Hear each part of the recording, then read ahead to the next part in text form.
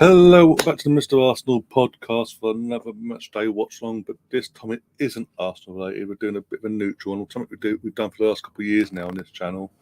When it doesn't clash with an Arsenal game, obviously, or anything like that. Celtic versus Rangers today, Old Firm derby, Celtic Park. Obviously, the last time we did a watch long for the Old Firm, it was at Celtic Park under the lights. Celtic had a field day that night, won 3-0, I believe it was in the end, if I remember correctly. And we are match day as well in terms of the season. Match day 6 or 7 for the SPL? I think they were a bit ahead. So match day 6. Yeah, match day 7. Sorry, get my head straight. For the SPL, and the Old Firm's come around very, very quickly this time around. And usually we have to wait for the first Old Firm until like another month or so, and then we get one on New Year, then one in March, then another one in April. But we've got one very, very quickly in very quickly in the season, which is very unusual, but it is what it is, and here we are. I say Celtic will be not overwhelming favourites. They will be favourites because they're at home. They're the defending champions. They haven't dropped any points yet this season, whereas Rangers have they're 2 points shy, I believe, of Celtic because they drew. Did it say Johnston or someone along them lines a couple of weeks ago, 2-2, when just before they played their second against PSV and qualified for the Champions League, they ended the game in 9 men because Revelos decided he wanted that 10 men to get himself sent off and caused a whole load of crap, basically. Big up everyone in the chat so far. It's popped in. We've got Stefan. Everyone's basically everyone has been noticed in the chat as well by Stefan. This is going to be a predominantly Celtic pro live chat room that we're going to have tonight, this afternoon. Sorry. We might get a few of the Rangers lads and girls in as well that are sub to the channel. They might pop in every now and then. So hopefully that doesn't. It's all calm and everyone behave themselves and doesn't cause any aggro. Got Nemeth going, come on Celtic, and Stefan points out, this will be a predominantly Celtic pro live chat. Colonel, did I use my artwork? Oh yeah, you did. So shush. Oh dear, big up this. Yeah, as I say, as always, when it comes to football watch-alongs on this channel for the last, how long now?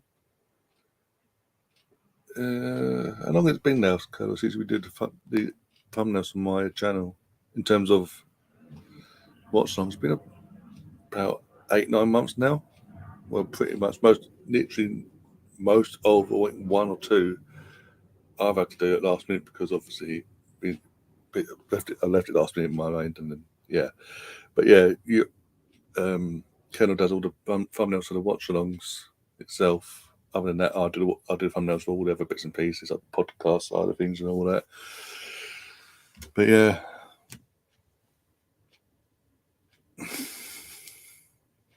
there's no Old Firm. It's the Old Firm. Stop saying this every time.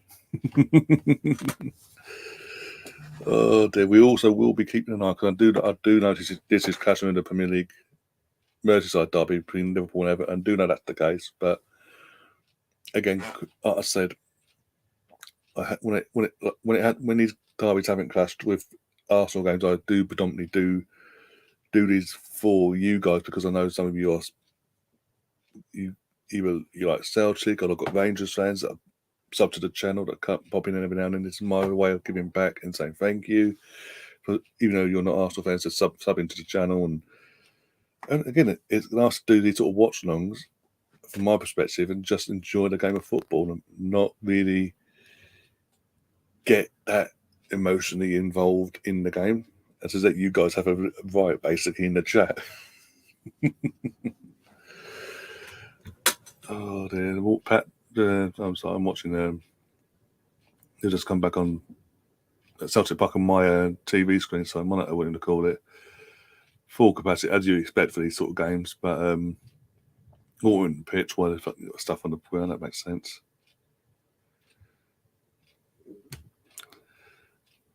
Trust you. Oh, of course I'm. Yeah, I know it's ain't banter. Yeah, that's why I'm not getting. Oh, what the fuck are we on about? Having a meltdown over it. I know it's messing about. So it is what it is. Also, before the game kicks off, I don't even notice, but in the description now, I've put for anyone that is a sub to the channel anyway.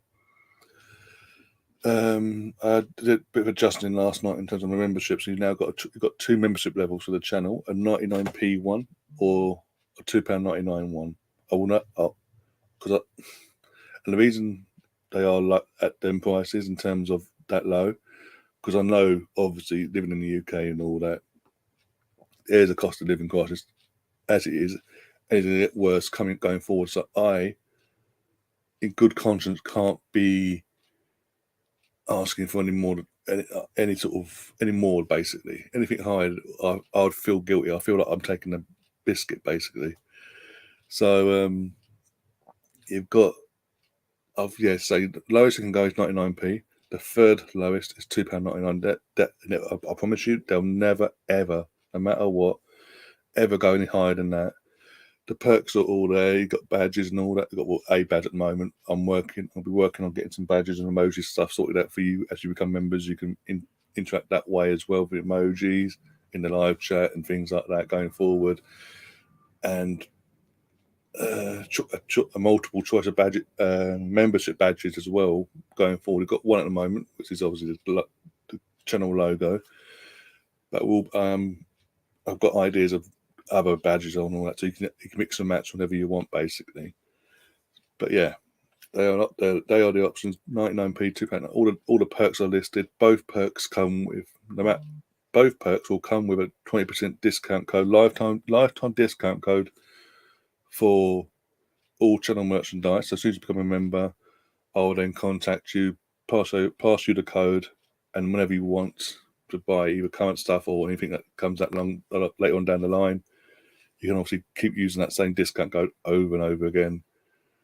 And and also with the £2.99 membership, you also will be when you become a member, I'll also contact you. If you have WhatsApp, you will have basically a choice of if you want to come into a official Mr. Arsenal podcast WhatsApp group. So other members, as they come along in, and they've got WhatsApp and this, that, and the other, interact with other gooners and football fans, and have a bit of, and that's just interact with people, get to know each other offline as well.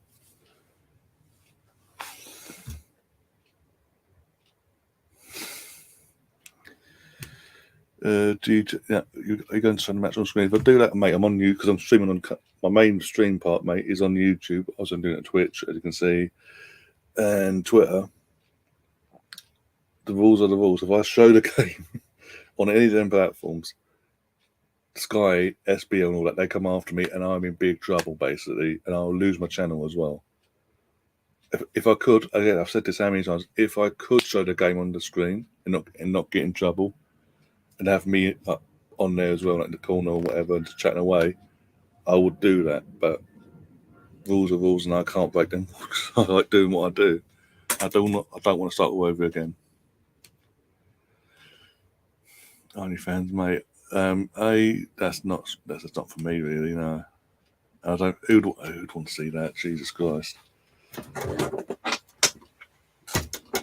Because I know what you're getting out of it when it comes to that side of thing. But no. Teams are basically in the channel, by the way. Well, Rangers are showing the Rangers team in the channel, ready to come out. So this is going to be very intense. By the way, as I say, the options are the 99p, £2.99 for membership. It's a monthly fee. You can cancel. You can cancel as well at any time. I know, obviously, cost of living and all that. That's why I bought it as low as I could. And I mean, yeah. And then you being a member, that money coming that whether you choose 99p or the £2.99, whatever, that then goes back into the channel. That literally will be used to go put to one side and used directly to improve this product, basically, the channel and all that, and going forward. Teams are coming out now to the fire atmosphere of Celtic Park. 60,000 fans giving Rangers could be a bloodbath as well. Because another thing we're over the next day or so after this game, we're going to hear, no matter what the result is, we're going to hear that the away fans are destroyed the toilets and this, that, and the other, torn seats at the stadium in whatever way. Be bloodbaths outside the stadium as well, and this, that, and the other. We're going to you get them sort of stories, sadly, and that side of things. But yeah, but in terms of the atmosphere, it's going to be intense. I will put the sound on a bit because I want to hear that. Because I love these games because I love that raw, that passion from both sides. No matter what, even if from Ibrox or Celtic Park near way end as well, you can hear them. It is intense. Well, we've got Colonel has shown his colours now. Says, "Come on, Rangers." You're outnumbered in terms of the chat. Just stick your own, Colonel. But yeah, I know where the match is online, but it's a Celtic channel. Yeah, there you go. But also, if you're living in the UK, to the person that was on Twitch before, that comment from Twitch, if you're living in the UK, you can download Sky Go and watch it on there, and you're literally up 30 seconds if that behind the actual live footage on what you get on TV.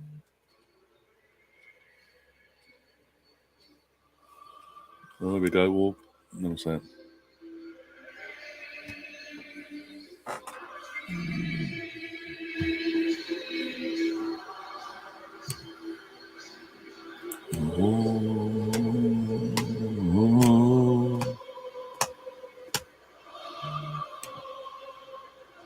Mad.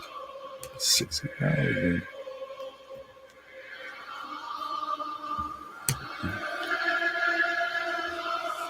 Jesus.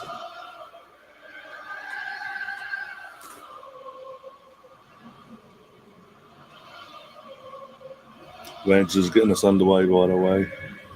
Any second now.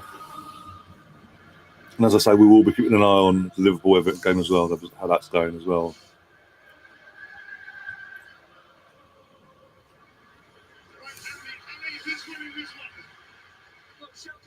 And we're underway. There we go.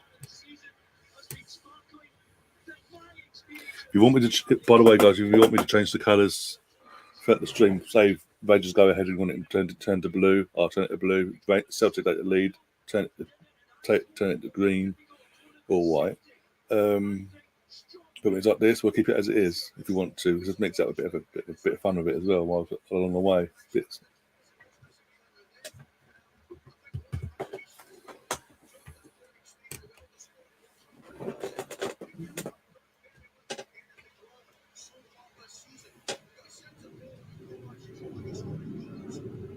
I really hope this is my main hope. I'm not giving guys. If you want to put your score predictions in around the way, by the way, get your score predictions in as well if you want to.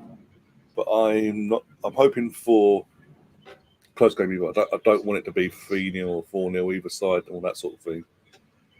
I want a very close, tight, intense game, and whoever wins.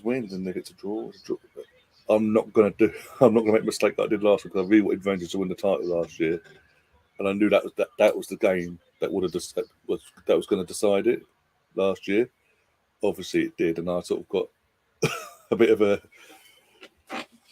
banter thrown at me because obviously I was back in Rangers because obviously Ramsey and all that just signed as well.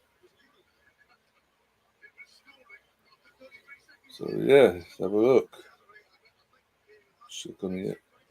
Everton is still 0-0 against Liverpool at Goodison Park.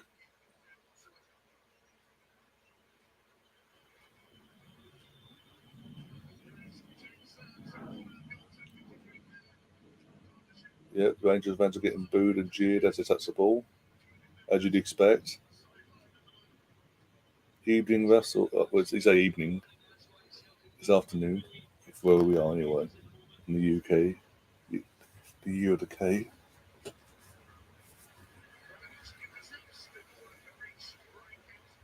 And as you see, I'm completely neutral. I'm wearing a rugby polo top, so you can't regard it as not being neutral. Oh dear.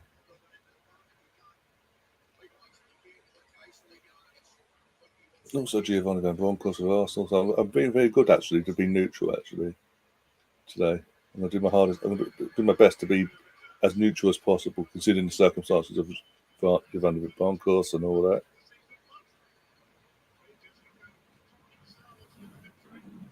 Come on. Rangers at the ball started off. It's 50-50 at the moment. Rangers on the attack though. Rangers on the offside, surely. The ball's going to go out. Too much on it. Goal kick, Joe Hart.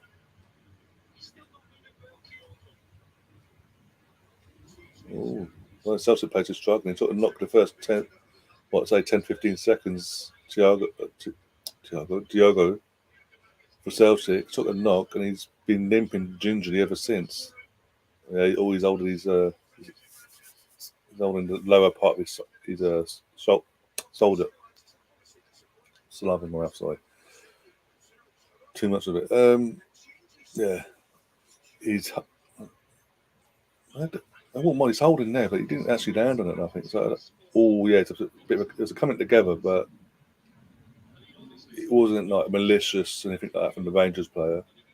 Just a literal coming together 50-50 for the ball when it's the court. It's pull his arm out of place where it should be basically. He's struggling, so it looks like an early sub. 5 minutes, not even literally 4 minutes in. Yeah, he's struggling. He's literally clenching his chest now.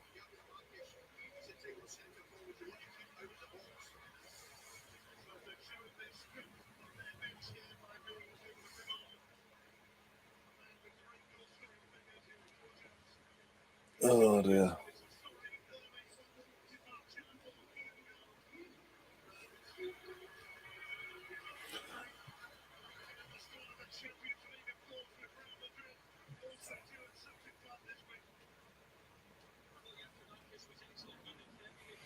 Yeah, link. So there's two links in the. By the way, I keep saying this. There's two links in the description. One for channel membership, one for channel merchandise.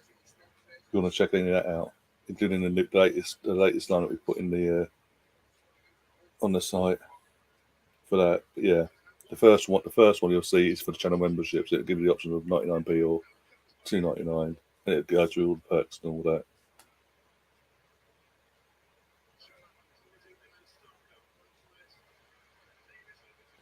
Ross is asking, anyone else feeling anxious about tomorrow? I mean, the nerves, a bit not anxious yet, but they'll probably come tomorrow to put the anxiousness will probably kick in tomorrow. But nerves, I'm excited. It's exciting nerves. It's not like I'm nervous in terms of, oh no, I'm dreading it yet. So I'm excited for the game for the first time in a while in terms of Arsenal versus us going to United and all that. I'm actually excited. I'm looking forward to it and I'm hopeful. Obviously, as I say, come tomorrow morning when I wake up, I'll be thinking I'll be a fucking nervous wreck.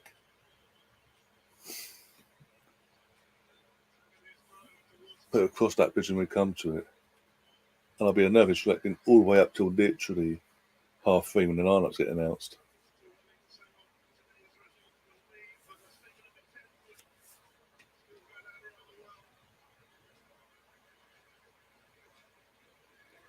Typical the injuries kicking. If we had everyone available, I'd be more confident. I think the only, Ramsdale, and who was it? Ramsdale and Odegaard. He said, was it Odegaard? Yeah, Ramsdale and someone else they're assessing, but it came out literally about an hour or two later. Arsenal put photos out there of them in full training, not because he's saying they were individual training on their own. They were in full training yesterday. So I think they're taking it day by day in terms of making sure there's nothing, whatever was the issue, isn't flaring up and it is getting better basically. So I think Odegaard will be fine. Ramsdale, I think will be fine. I think, as I say, our main issue is that midfield pivot in terms of all we've now got for the next week or two, is until we delve different, obviously, is Sam the Congo and Granit Xhaka. And if Wednesday's going to go by, I think that will be fine. Oh, here we go. 1-0, there we go. Celtic 1, poor goalkeeping, poor defending, and it's absolutely right. So, good Lord, how going off at Celtic Park. That was absolutely pathetic defending from Rangers, and even worse goalkeeping, if you ask me. And the goalkeeper, the shot gets all the space in the world, the goal scorer gets a shot off. It wasn't the hard shot either. He sort of threw a limit hit a bit of hit and hope in that sense. And the keeper gets down, gets a hand to it, but it still goes in. It's sort of, for the Arsenal fans, that when Fabianski was in goal back in the early years, that was pathetic defending. And as I say, even worse goalkeeping for the future number 1 of Rangers. The switch off, look there. One ball, bang, and then look it. I'm sorry. Now, there you go. So with that, we go like that. Giovanni's absolutely fuming, by the way, for some reason. I don't know why he's fuming. In terms of complaining about the goal or something. I've now got to change this colour scheme. Do bear with me a second, guys. I have to change the colour scheme to green. Get that green a bit darker. No. There we go. That's the green. That's the green we want. And there you go. Celtic are 1-0 up, and everything's turned green.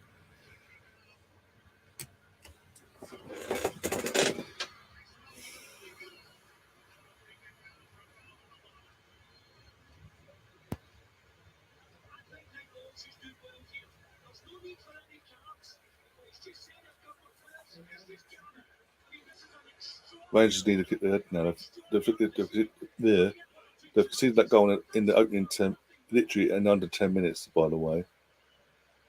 So it's down to Rangers now. Giovanni needs to get his players in that moment, literally calm down, relax, don't get carried away. Because if you do, it's going to be a 3-4-0, and it's going to get embarrassing because those are losers and Celtic take advantage of it.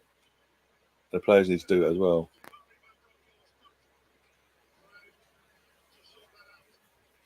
And then we're saying nothing much. Yeah, it's part of their new from the new season apparently.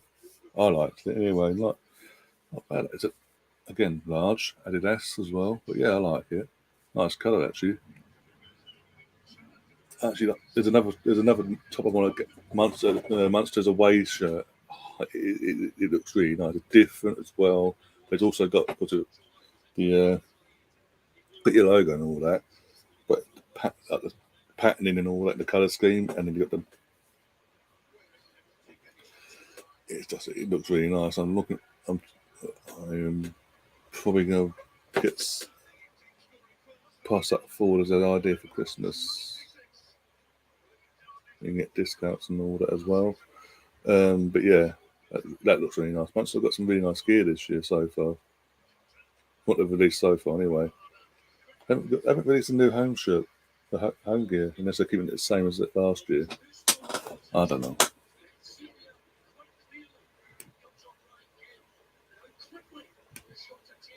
Out of 10, what do you give the window?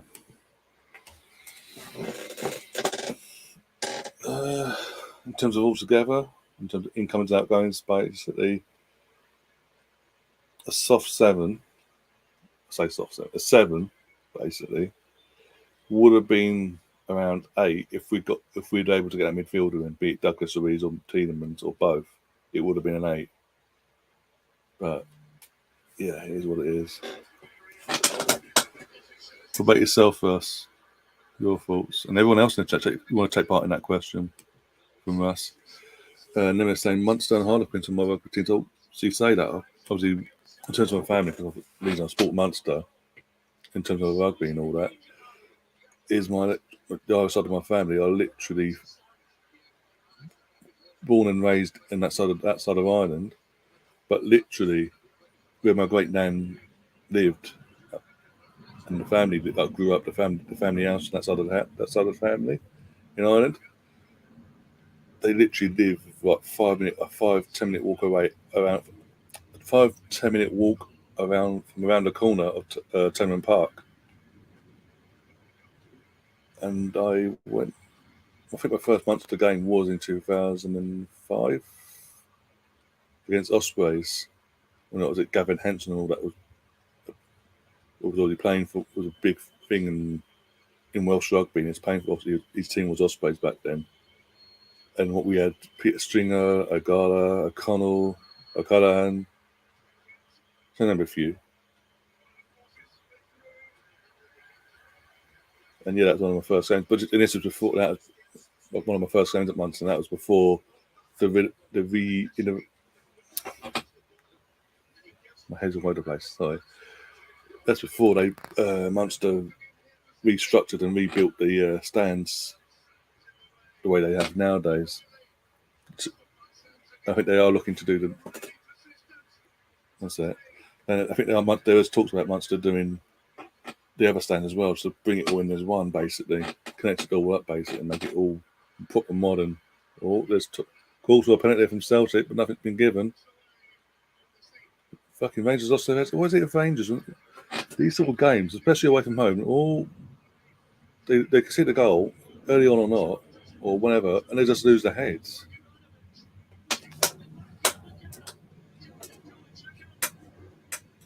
Russell's been maintained 7 as well.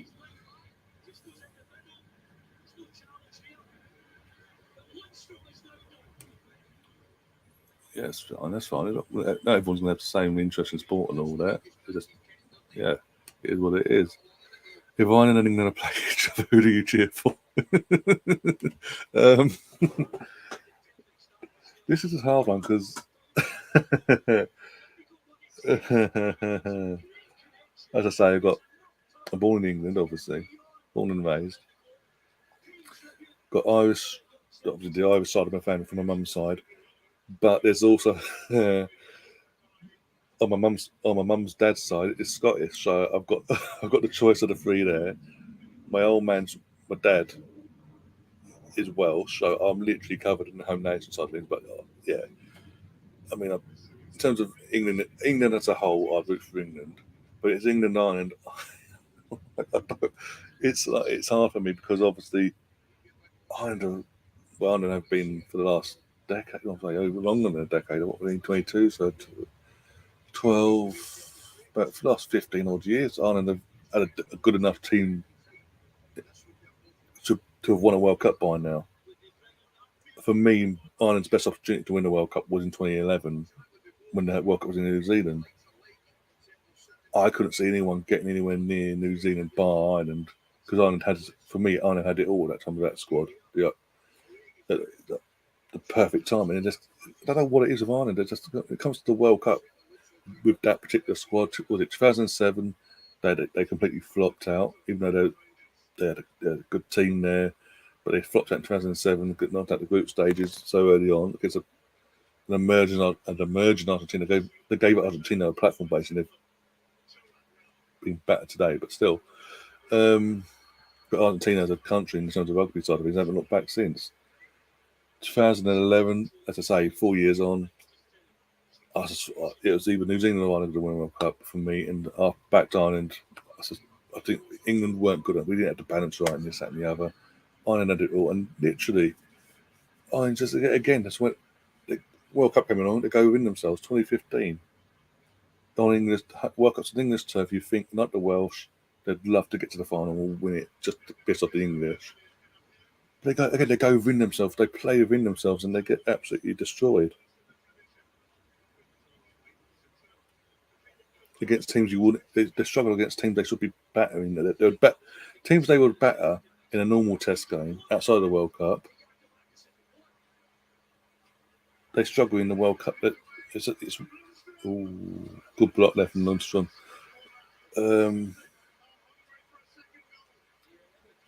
It is bizarre. It'll be interesting now. The next World Cup next year, Rugby World Cup, next year in France, how that's going to play out for Ireland. Because again, with Owen Farrell Andy Farrell, sorry, leading the line as a manager, as the head coach and all that, and building a good team. I think obviously Sexton, it's going to be probably his last World Cup because of his age and all that. it's going to be interesting, this youngish team, mixed with the experience, how they play things out. Keith Earls, I think Keith Earls, he'll be his last World Cup. He goes to the World Cup as well for Ireland. But go back to answer your actual question. I back England because, again, I'm born and raised in England. I'd rather England home and away, England win. But if Ireland win, if England v Ireland, I back England. But if Ireland win, I'm not throwing my toys at them. I'm not like, not disappointed. I'm not fuming. I'm not like, oh, this and the other. Like I would be if England lost to France or Italy. Never do to Italy, but you know what I'm saying? Because of that connection I have with obviously family and all that, I'm sort of like, you know what, we've lost, but it's Ireland. If we're going to lose, I'd rather it be to one of my other home nations in that sense because of my bloodline and all the family and all that. Scotland, I'm not really. Again, England v Scotland. Obviously, again, back England. Be disappointed when England draw or lose recently against Scotland. But again, not to the point where I'm like, it's the end of the world and calling for Eddie's head and things like the media do all the time recently. England v Wales, though, for some reason, even though I've got Welsh bloodline in me, I've got a Welsh bloodline. Whenever Wales beat England, I am absolutely fuming. I don't know what it is. I can't say what it is, but for whatever reason, whenever the Welsh beat England, on home turf or on their turf, it just drives me. It drives me mad. It absolutely drives me. That's the one. No matter what we have, far as I'm concerned, England have to win because otherwise it ruins my weekend basically. Whereas over the years, if Ireland do it, if Ireland win or Scotland, more so Ireland, I'm sort of. I can take it. I can sort of take it on.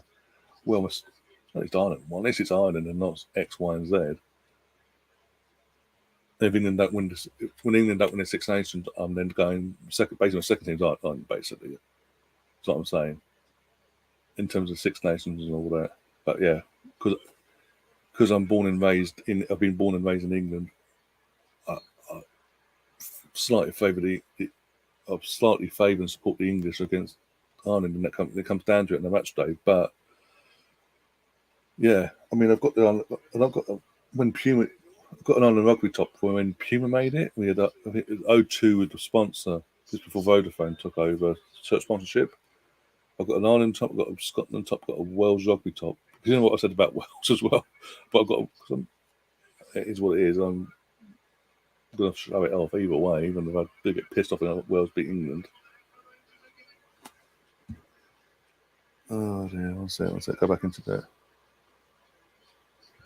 Never says I shit on anyone who plays England.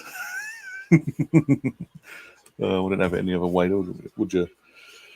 My dad is Hungarian, my mum is French, Irish, and oh bloody hell!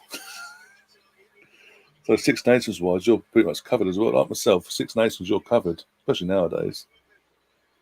The defence re-emerging in the last 12 to 18 months to be a force in rugby again after a decade and a bit more than that.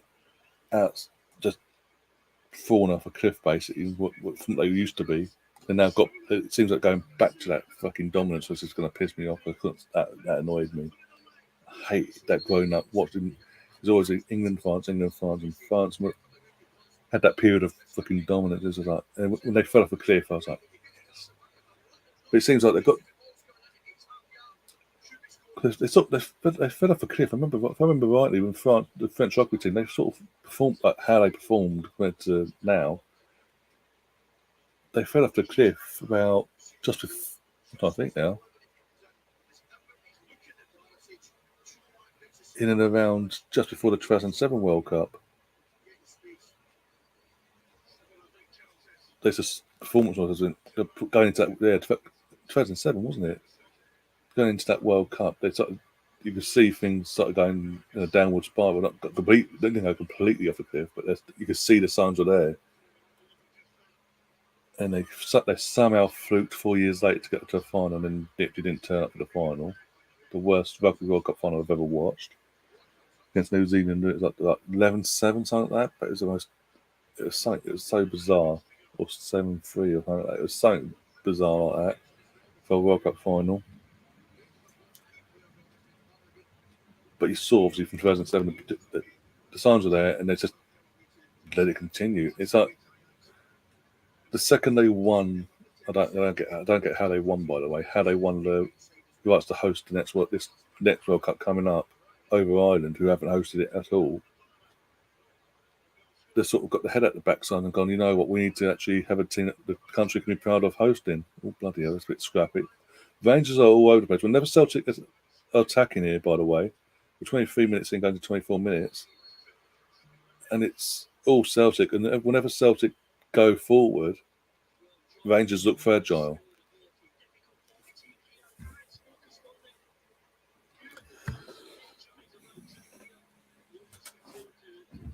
Pardon me. Strange thing is I never want to. I don't blame you. I really don't blame you. But yeah, whenever France sort of in the last since they won the rights, as I say, they've been working their way to get themselves back to being a team that the country can be proud of come next year and have a chance of winning the World Cup and all that. I mean, I don't think they will, but they've given themselves a chance now, and yeah.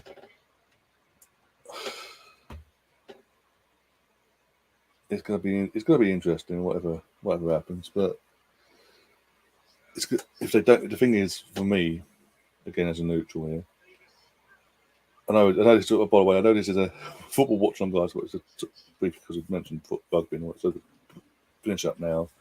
But for me, if France don't win the World Cup, so again, I don't think they will. Then it's to be what happens afterwards with France in terms of do they just go, well, we've hosted the World Cup, we didn't win it, we're hit this point, but do we really want to keep investing into the national team, this, that, and the other, and try and go again, or do we just go back to where we was before? And I think the first Six Nations afterwards, after that World Cup, is going to be the interesting. It's going to tell us quite a bit of how France react to potential disappointment not winning the World Cup.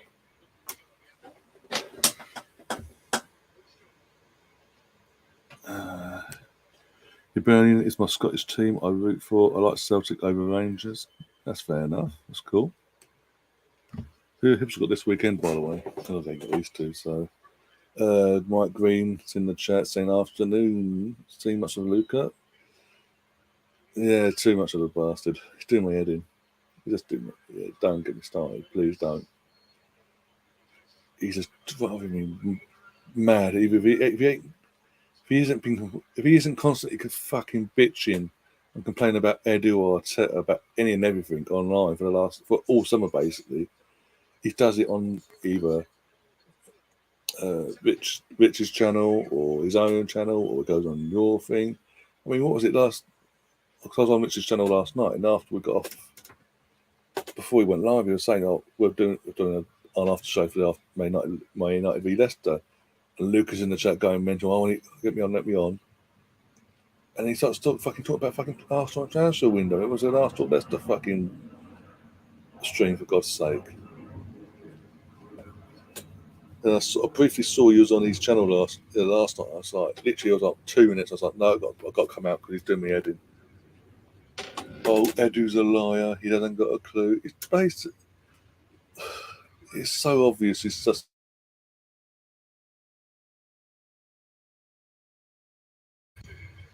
Sorry about that. It's so obvious that Luca's repeating what Lee Gunner does. And it's so annoying. Just have your own fucking thoughts. It ain't going to kill anyone.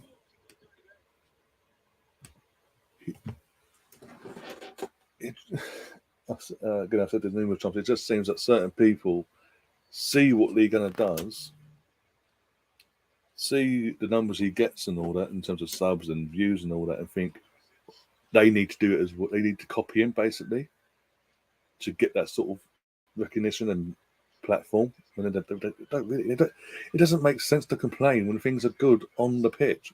5 wins out of 5. Arteta out, and then telling him what's it. And I'm getting Rich saying, "Oh, good chance. They lost some way over though." Doesn't help though. What was I going to say? Rich has then messaged me a couple of days. Was it not last night? Not before. When I was doing a live stream for deadline day, the last few hours of deadline day. And Rich is messaging me saying, "Oh, speaking to Luke, and he's in the live chat as well. Oh, basically, he'll always be Arteta out unless Arsenal win the league." Like seriously. So we could literally for example, this is I'm not saying it's going to happen by the way, but I'm saying, for example, this season we could come either second or third in the league, yeah. Win a domestic cup, either FA Cup or League Cup, one of the two, and win the Europa League.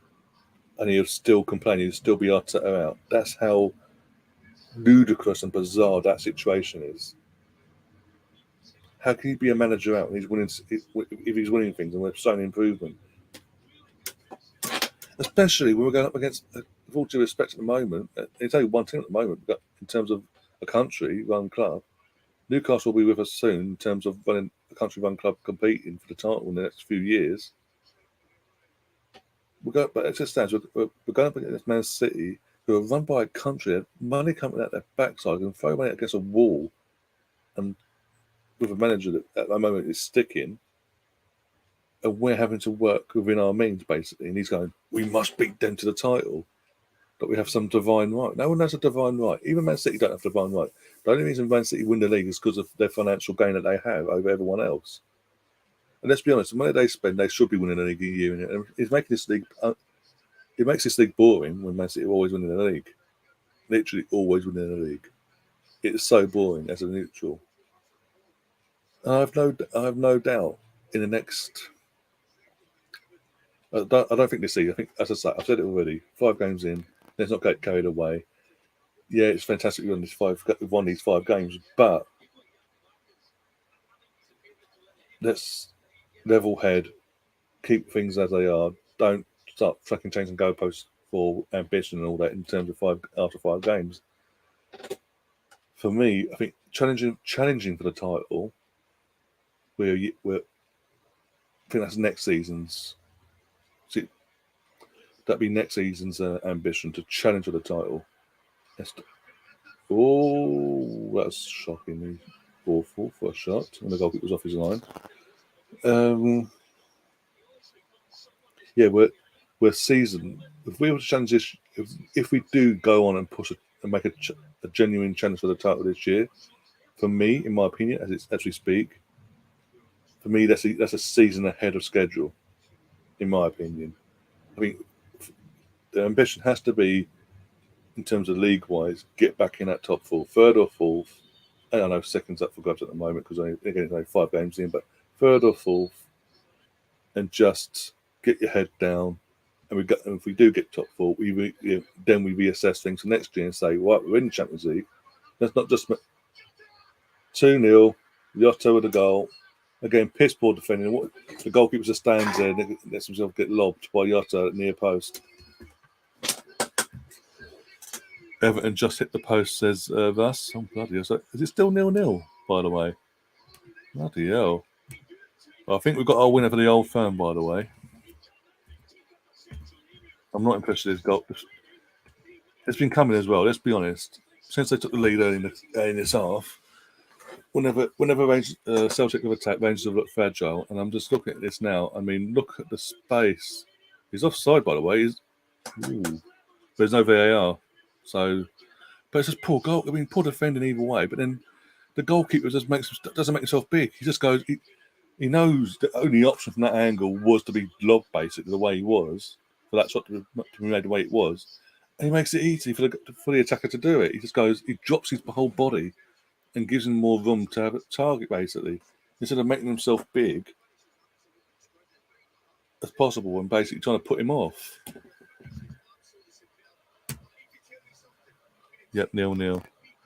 So yeah, in terms of again, Mark, if you're still there, I do apologise for going on, but it's just you've got to see things from perspective and basically just calm down. And I wanted Tielemans back in January. I said back in January this year, or after the January window. Sorry, I was saying in terms of some targets, Tielemans has to be one, and he was a target. But Leicester being in the situation they're in, the owners are being more difficult to negotiate with, and for when players got. Put it this way, Mike. If you're still there, if you're Man United and you're after Tielemans, he's got a year left in his contract. A player that doesn't want to be there, by the way, at Leicester, he wants out. Period. You come in with a bid of 20-25 million initially, and it gets rejected, and then you're getting told that they accept they want £40 million for a player that doesn't want to be there with 1 year left in his contract. Are you going to pay that £40 million? That's basically for me. You're overpaying. £40 million. You're massively overpaying for a player who's got 1 year left in his under a year left in his contract. Who doesn't want to be there? And that's the same with Douglas Luiz. We had our valuation. We went in with 3 bids. We clearly thought they would accept them bids because of what's left in his contract and the fact he wants out, and the fact they even sat down. We knew they should have fucking accepted because they even put it out publicly, because it leaked out publicly that they told Douglas Luiz's agents that they would, if an offer came in between last week and deadline day, even on deadline day itself, of £20 million or more, they would accept it. They didn't accept it. 3 bids we put in, 20 million, 23 plus 2, 25. With 40 minutes to go, we put that last bid in and they rejected it. And we said, and this is why I respect Arsenal, Arteta and Edu for not going in for another bid, because as far as they're concerned, they're paying over the odds then, because of what then Villa are demanding, £40 million as well. Are you really going to pay £40 million for a player who's got 9 months left? Yeah, for us, there's 9 months left on their contract. It's bizarre. No club of a fucking brain operates like that.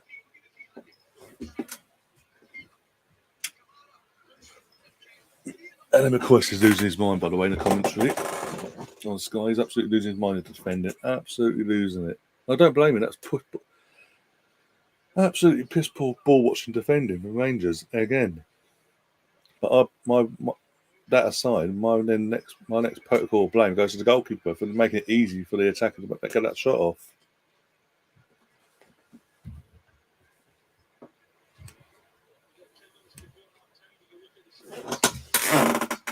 Seven for on shots, 2 on target, both gone in. They've had Rangers have had literally 1% more possession than fucking Rangers here. I mean, Rangers have had 1% more than fucking Celtic, and Celtic are even winning 2-0. But whenever Celtic have attacked, they've either been wasteful, stupid shots that are fucking just meaningless. There's no point of doing it, even if it was 0-0. You can justify them sort of shots. Or just been very wasteful.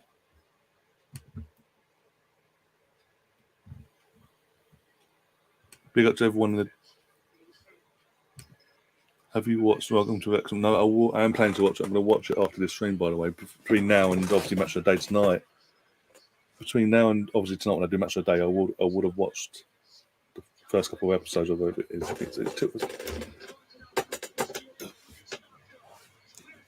I'm planning to watch that. My brother told me about it. He's watched it as well.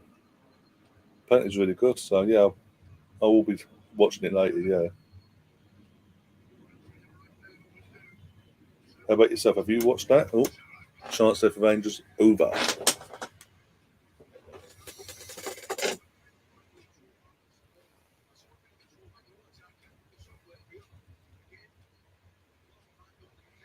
Let's have a look. See the stats off of the Liverpool game. 1 sec. So you know what?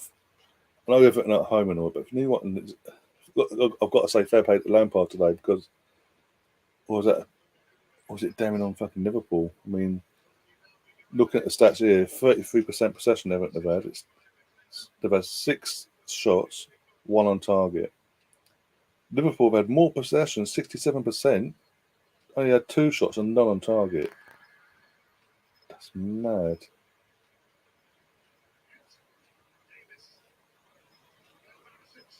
I'm not even seeing the team lineups for that game. So let's have a look. 4 at the back, so they've got Pickford, Nathan Patterson, Connor Cody, James Tavovsky, Vitali Michelino, Tom Davis, Onana, who's been booked already on his debut. Iwobi, another chance wasted by Rangers there. Demarai Gray, Neil Mope making his debut, and Anthony Gordon. Liverpool, by the way, let's have a look. Alisson, Trent, Gomez, Van Dijk, Costas, Harvey Elliott, Fabinho, and Carvalho.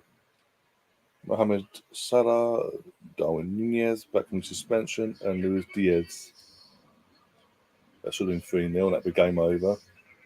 Mate, what is it? I don't get it. What it's been every time. Obviously, this now and the previous one I did, the last one I did last season, when basically decided the title. Celtic get the lead in the first half, and Rangers just fall apart. Like defensively, they don't look sound at all. I mean, they create chances going forward, but they're not to the same intensity of what Celtic are doing. Sorry, and that should be fucking concerning if you're a Rangers fan. I mean, they're 2-0 down, Rangers. There seems to be no urgency in their play, and it was Celtic. It's rampant. Look now, the attack now. 3-0, 3-0, 3-0. Oh, there you go. Good save there from the goalkeeper for once. Getting poor defender, but good save. And it's raining now here in the UK. Yeah, it is chucking it down. Jesus. It's come out of nowhere. 3-0.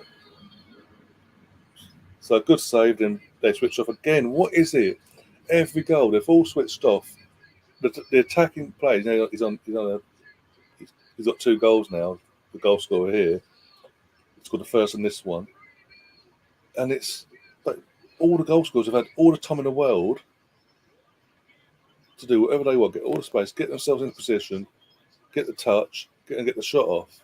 No pressure from the defence at all. Look, he's just wandering. Literally, he's just. It's just pathetic. That is pathetic defending again. This is the first time I can't actually go. Honestly, I can blame the goalkeeper because he's gone through his legs. He's literally just gone through his legs like that. But Jesus, but apart from that, I mean, he's completely exposed by his defence because they've just switched off again. Just ball watching, and Giovanni must be fuming because they don't. Why is it old firms?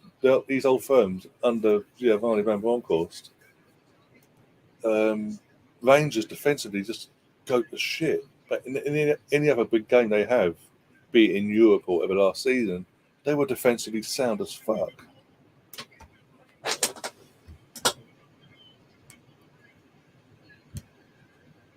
This is crazy. This could get out. This scoreline could be a way they're defending Rangers and the way Celtic being so in the faces. This could be 5+0 by full time.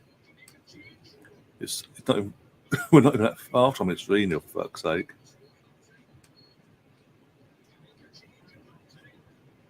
Gio must. I mean, it's not. I can't really say it's Gio's fault really in that sense because, and now you hear the rain. Now you're inquisitive. That's what the cats are.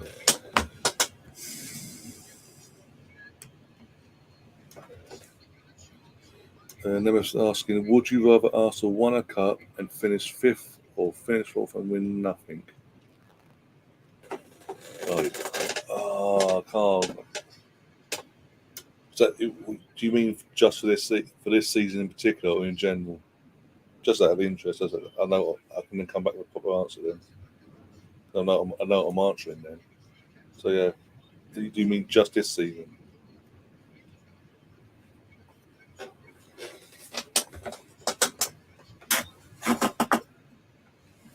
Because if it's one sec, okay, now let's chuck it down. If it's just this season, sorry.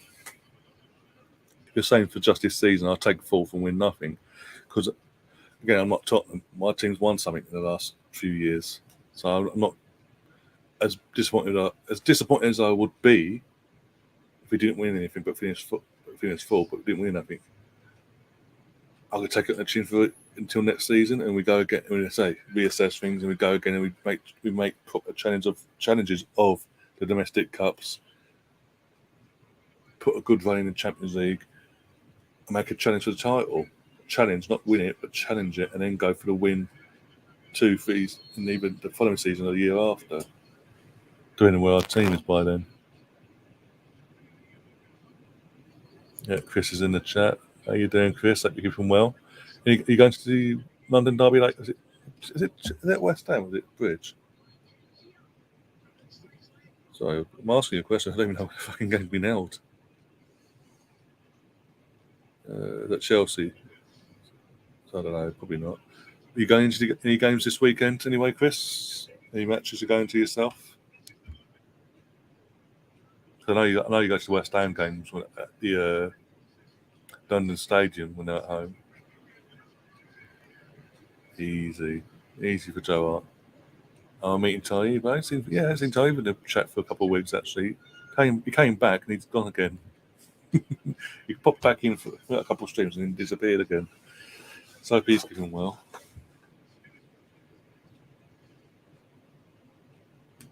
Going to both West Ham games next week because we've got a conference league, isn't it? So what's it? They got you on about midweek and then obviously the league game next week, or next Sunday. That's not too bad.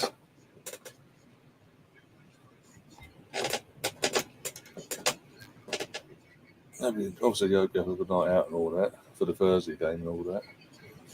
West Ham should win. I mean, let's be brutally honest here in terms of West Ham. That in the Conference League, they should walk that group. Like, when I say walk it, I've been walking like Arsenal walked their group last time out in Europe. We had like Dundalk and Vienna and all that in our group. 6 wins out of 6, no mercy. Ryan's even got a score in green. Well, I did say at the start of the stream, because as you know, we had the Arsenal red and all that, neutral colour for the occasion. That if Rangers took the lead, if Rangers took the lead, it would be blue. It would have gone to blue, and if it went to equalise at 1-1, back to red, Celtic score to green, and all that. That was a plan to sort of show the flow of who's winning that, this, that, and the other. But yeah, it's going to be green for the rest of it's literally, there's no way going back to red, let alone blue in this stream. Yeah, it's going to be green for the rest of the stream now. So yeah, my little fun. It's blue. Rangers are winning. Oh, now it's back to 1-1 or whatever.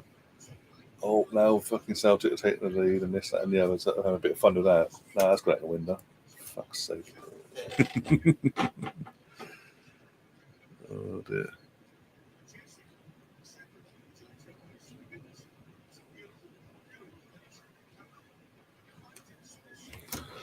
Nemeth is saying the thing that makes me laugh, like with people like the Gunner and AFTV, is they moan about Arsenal, yet they buy everything in the club. Yeah, literally anything that launches, anything that Adidas and Arsenal launch, be it a one-off launch thing or just a new range, they're all over it.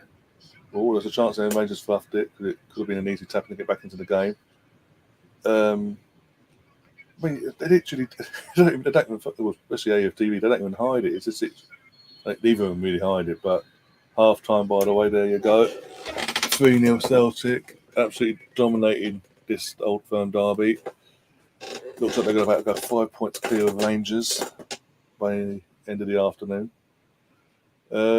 Yeah, but going back to this point, I was saying. I mean, what is it? There was a clip a while ago that went around on Twitter and all that a while ago where he's like, slagging off Adidas and Arsenal for launching all this new gear and all that. And then literally the next string or a few days later, he's literally there with a brand new Arsenal hoodie. And then when the shirts come out complaining, buy some new shirts directly from the club as well. And with AFTV and Robbie, it's like this. As I say, the day it launches, they are there in the club shop. They go to the club store, the main store at the Emirates, not the because for anyone who doesn't know, doesn't go to the Arsenal, can't get to Arsenal, I've never been to the Emirates. If you're watching this from outside of wherever you are in the world, there's two stores on the Emirates land. There's the main store, which is on Holloway Road, basically near Holloway, basically literally 2 minutes away from Holloway Road, going towards the Tollington and all that sort of thing, near Finsbury Park, and this, that, and the other. And then you've got the one on the other side of the stadium where if you come out the Arsenal, if you come out of Arsenal Station, it's like a 3-minute walk around the corner. But it's the smaller store, same site, but it's a smaller store. The other side is a slightly more expansive, bigger store, basically. So you'll always see them in the bigger one. Literally, not just one bit of one item of the new launch. It's literally every piece of the art. It's like, as you say, they complain and moan about over the years how the club's been in this ownership, and they're literally there, launch day, boom, and they're like, oh my days. And when it comes to the kits as well, obviously launch day, they launched the kits and all that. As I say, they're there. They go in. They're buying the authentic shirt, the replica shirt, and this, that, and everything. Then they're going upstairs and the outdoor concourse of the Emirates, comparing the shirts, how it feels, how it looks, And then literally you also see them until the next launch of new merch comes out in that same merch. And then when the new launch stuff comes out, straight away, they're wearing that stuff.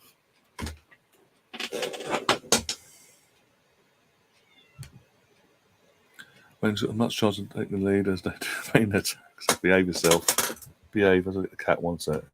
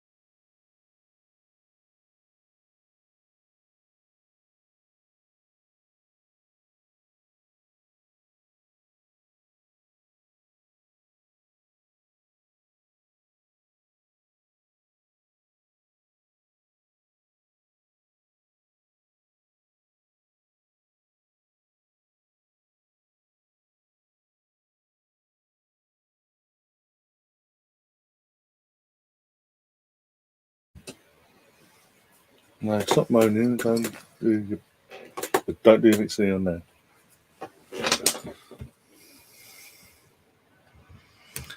Oh, United fans on a different breed. They make AFTV look fucking the AFTV look bloody look good in terms of that side of things. Literally, as you say, what was it? They've wanted the Glazers out from day one. No, they've not wanted the Glazers at all. Like literally, for a second it took the hostile takeover happened with Malcolm Glazer and all that before he passed away. 2005, the United fans. I went to school with a few mates that were United fans, and even there's like, no, never going to accept them. And even when they were successful, like when under Ferguson, when they were still winning the league titles and league cups and Champions League and this, that, and the other, and that before Ferguson retired and all that, you'd get the odd here every now and then. You'd get the Glazers out protest, the green and gold scarves and all that crap. But literally, you're outside buying the scarf, but then you're going into the stadium and paying for food, drink, and God knows what, and going into the mega store it's it's just been literally Man United v Liverpool, empty Old Trafford. Do they do it? Do they fuck? There's a protest outside, and then they all go inside and go watch the game. Fucking Ronaldo last year signs for United. What did they all go and do? Flock to the mega store at Old Trafford and buy Man United such a Ronaldo on the back. They're a different breed. I'm telling you, they're a different fucking breed. They make, as I said, they make the lots of fucking AFTV and all that look good.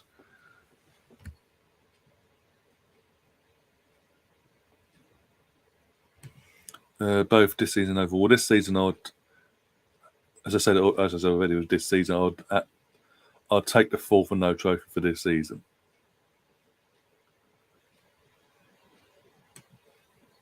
I would say fifth, and we'll in the and we'll do the Europa League and win the Europa League. Sorry, yeah. I don't mind that, but you're not giving me a choice of fourth and no trophy or fifth, and I didn't think the Europa League done, but yeah, in terms of the league wise, you do want that sort.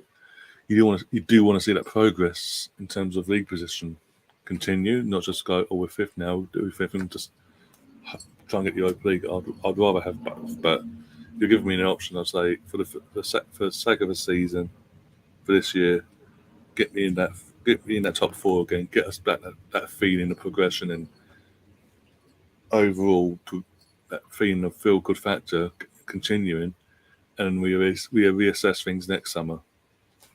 Let's see.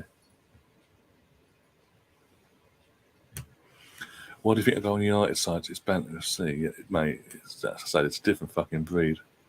They've won literally. They beat Liverpool, and they were the better team. Let's not get it twisted there. We did a stream on here. There's no doubt about it. They were the better team. But since then, they beat Southampton last Saturday. I was here. I was literally here watching the game because obviously Arsenal's having. Even though I was at the Arsenal v Fulham game later on that day, it doesn't take me long to get there. So I thought, you know what? I'd watch the United Southampton game, hoping Southampton pull off the result. And Southampton were unlucky. I mean, United scored that goal when they did it just after half time. And for being brutally honest, for the rest of the second half, it was all Southampton. And they looked dangerous every time they attacked Southampton. But just couldn't get that ball in there. They should have had, and Southampton, I don't care what anyone says, Southampton should have had a penalty, at least a penalty in that game. McTominay doing juggling like that apparently isn't hand, but it's hitting. You can tell even in slow mo, after it hits that hand, he's deliberately gone like that with that hand and again with that hand. And somehow it's not handball. No penalty, no nothing. Doesn't sit well with me in that side of things. And they were unlucky, and they were lucky then. And my point is that United have won these 3 games, and suddenly they're getting big for their boots and going, well, bring on Arsenal, United, we've got fucking Andy Goldstein and fucking talk shite going, United are going to batter Arsenal. I'm sorry, what? You've won 3 games. 2 of them you scraped, and I mean you scraped against Southampton away. You're away to Leicester. Was it away to Leicester? Yeah, it was away to Leicester. A Leicester side that's on its knees. It's just lost their best defender. Hanging on by the skin of their teeth on Tielemans. Over the hill Vardy starting ahead of the likes of Iheanacho and Daka. But somehow you're going to come out, and you're lucky against Leicester, by the way. God, I was watching the game and it was like they're hitting the post, they had chances. That's what Leicester did in the second half. But you've got this sudden confidence to come to Arsenal, who are the 100%ers of the league at the moment, 5 wins in 5, and you think you're going to come along and go, hi, because you're at home against us. That ain't going to happen. I've already said it. I think we'll win tomorrow. I said it on Rich's channel last night. But I think it'll be close. Don't get me wrong in terms of score, because scoreline. I think we'll win 2-1. Because even if Ronaldo don't start, he'll come on and he will. If he don't score, Sancho's in form at the moment. It will be knocked 1 in. Aside from that, I don't see them causing us a problem defensively unless we make our own mistakes and we put ourselves in shit like we have done a couple of times already this season. But we've recovered from that instantly as well in the games, respectively. Leicester, even though we were winning in games, in that game, sorry, we still made mistakes, but we recovered. We went, okay, no worries, bang, get the 2-goal lead, get back again twice. Last week against Fulham, made a mistake, didn't it affect us? Boom, gone again. There's a different mentality about this, and no one's giving us, oh, it's only the Palace, it's only this, it's only.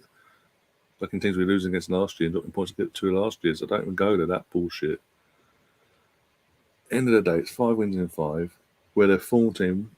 Yes, we've got a couple of injuries in our midfield in terms of Partey, Zinchenko for definite, El Neni, and there's two, as Arteta puts out there, doubts, but they've been put in as full. They've been seen as doing full training. So, as I said last night, from my perspective, if Arsenal come out and play like we did in the first half against Villa midweek in terms of in the face, don't let the opposition breathe. In their face, take our actual chances that we create. We do win. If we stand off and allow United the respect and to have the possession, and any of our players are switched off in that game, that's when there might be issues. But I have faith in this. I have faith in this team that won't happen in terms of the negative side of things. That we can get a result tomorrow. And look, as fantastic as it would be to win six from 6 in the opening part of the season, yeah. As fantastic as that'd be, if we were to draw tomorrow, we're still top, so I'll take it. Not the end of the world. We then move on to, I think it's Everton the following week, next Sunday. Double checking now. Bloody hell. Have a look. For the rest of the month, after tomorrow, league-wise anyway, the games are back to being winnable games again for the rest of the month in the league. Just getting the fixtures up now. One sec. So yeah, So after next week, after tomorrow, we got Everton at home next week, winnable game. Brentford the following week away, winnable game, and then we got them knocked down the road at the start of October. So we've got an international break after Brentford. Yay! That'd be fun. So the two games after tomorrow are games we should win basically as well. In Everton and Brentford, with all due respect, league-wise. But it's just down to us now. We've got to do what we've got to. We have to do what we've got to do.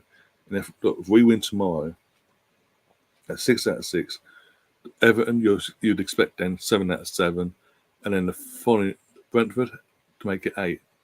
Mate, if we go into the North London derby with 100% record, that'd be crazy. I don't think that will. As I say, I think even though I think we'll win. I think we'll win tomorrow. The worst case is a draw. The other two will win beforehand. Come back for international break, and it's in North London derby. What can go wrong? And it's an early kickoff as well, which I'll be at. So I've got a month to sort out who's hosting the stream for that, because I'm not messing with it, and I'm not losing out on that, by the way, in terms of letting you guys down either. Let's come back to the chat. Sorry, guys. United still have to integrate those players into the side. Exactly. They're not going to arrive and go, oh, hi, boom. Stefan says, I actually mod for United site because I get on with the owner. Do I take the piss? Of course I do. It is what it is. We were so unlucky last season not to finish fourth. We were, and it is what it is in that side of it. But we've learned, if anything, the players would have learned the pain that caused them players, that they're obviously carried into this season. Sorry, that would spur them on to go that one step further, that would give them a massive learning curve that they wouldn't have got a learning curve they wouldn't have got if we'd gotten top four. If that makes sense. So there's positives, even though as disappointing as it was to lose out to top four to that lot as well, there are positives to take from it as well in terms of they're going to learn from that, they'll grow from that, and they'll want to go that one step better now to prove the doubt was wrong. The media and all that, and the rival fans and some of our own fans still. It's a self-entitlement and pretending Arsenal are a small club they don't slag off City or Liverpool as much nowadays. I wonder why. Yeah, exactly. But this is what I'm saying. They've won 3 games. One game, yeah, let's say the one game at home to Liverpool. Liverpool didn't turn up. They deserved to win. 100%. They were the dominant side on the night. Since then, they played Southampton and Leicester. Both won them games 1-0. But they have scraped them. But they've held on by the skin of their teeth in both games. And there's still a sense of vulnerability there. And I think with our weaponry, we can expose that again tomorrow afternoon if we turn up.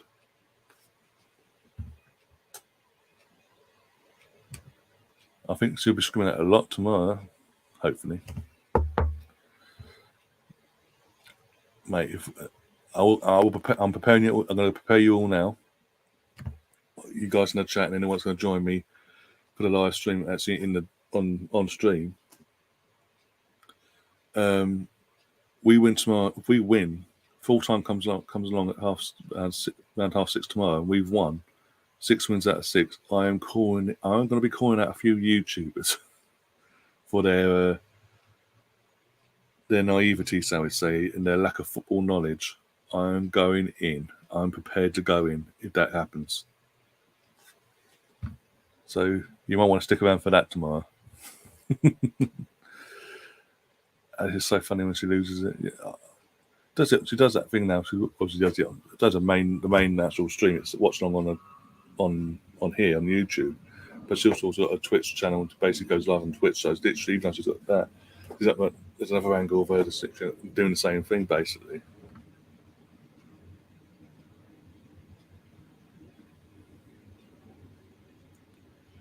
Yeah, Stefan. Yeah, like Nemeth says here, I think Alice is a bit too young for you.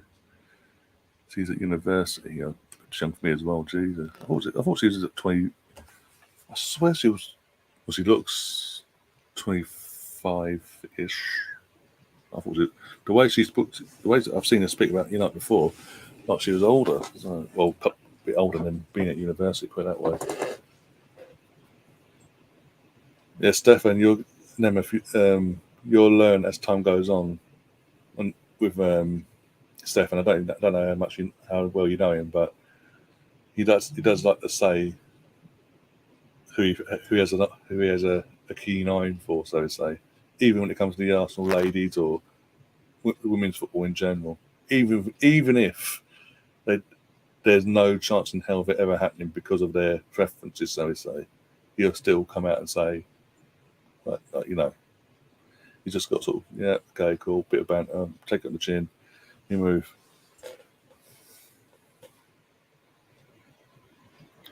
Might have to think about dropping Salah from a fantasy team. Liverpool want something about Milo, yeah. Well, it seems like it. Fucking it's still 0-0. Bloody hell. We are back on the way, by the way, for the second half of the Old Firm. We've got the control.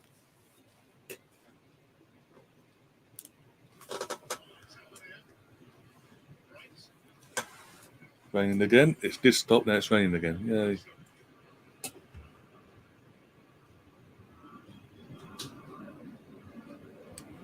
Mane for me was all about. With Mane, it was more. He had more to his game, clearly, in terms of his attacking threat.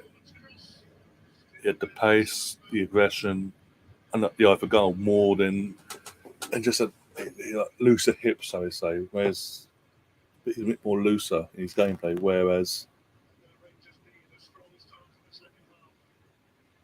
with Salah, he as loose as he take the term lightly, by the way, as he can be. He's not that like Marnie. He is a bit tight. It's a bit stiff at times.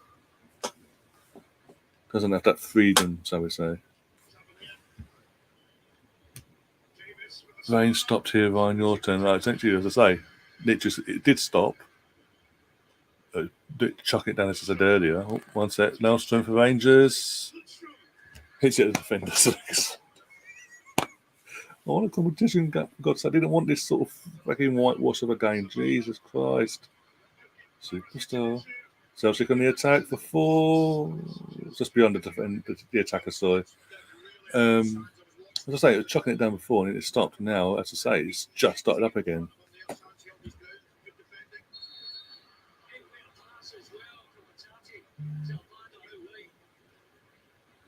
Yeah, as you say, he's more direct for us, but with Mane, he's a lot more loose and more. He could get into spaces Salah couldn't, basically, in terms of very much a pain in the arse to defend against, as we found out at Tierney will have to face. But yeah, Mane had that nasty streak about him, but obviously even when he showed it properly, he'd get away with it. But when he had these moments where he wouldn't really notice it at first. You had to watch the replay to see it, but where Salah, he dives and all, but he doesn't have that nasty streak like Mane did.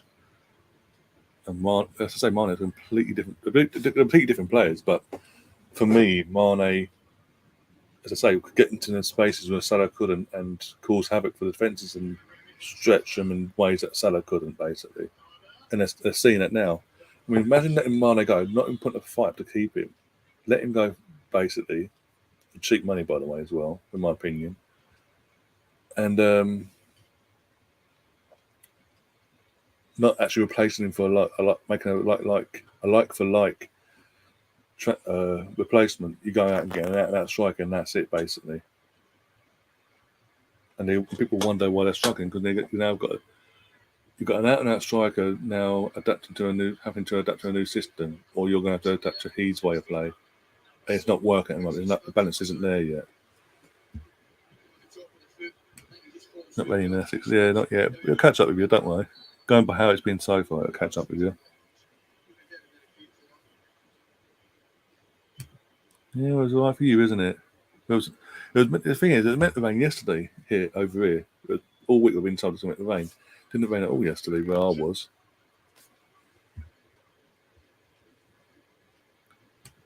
So still, yeah. I'm not having to dig. I'm not trying to dig at him or nothing. I'm just saying that obviously they're clearly missing Mane, and I'm explaining the reasons why. And in my opinion, anyway, obviously, as a neutral, obviously the other fans might have a different opinion, but still, even yourself as well. But I'm just saying, Celtic are just toying now. Oh, that was it. No, they've got a phone now. That was poor. That was poor.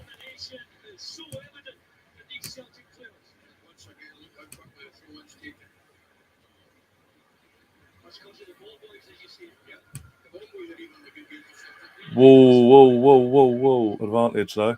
Celtic Rangers on the attack here.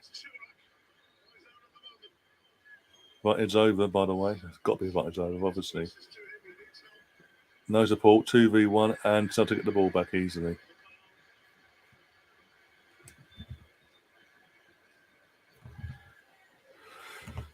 By the way, guys, if you haven't already, do smash that like button. If you haven't already, do subscribe. Do smash the like button. Do share the content around as well on all platforms, and it'd be massively appreciated. Yeah. And as I say, the links are in the description. There's 2 links. One for channel membership, 99p or £2.99. You've got the choice of the 2. All stuff is listed as you go through it all. The monthly thing you can cancel anytime you want. And the other link is for access to literally a direct link to the channel official channel merchandise, including the brand new t-shirt and mug that I've launched in the last couple of weeks. That has it has a proper Arsenal feel to it, basically. If you know, you know. Go and check it and let me know what you think. But yeah.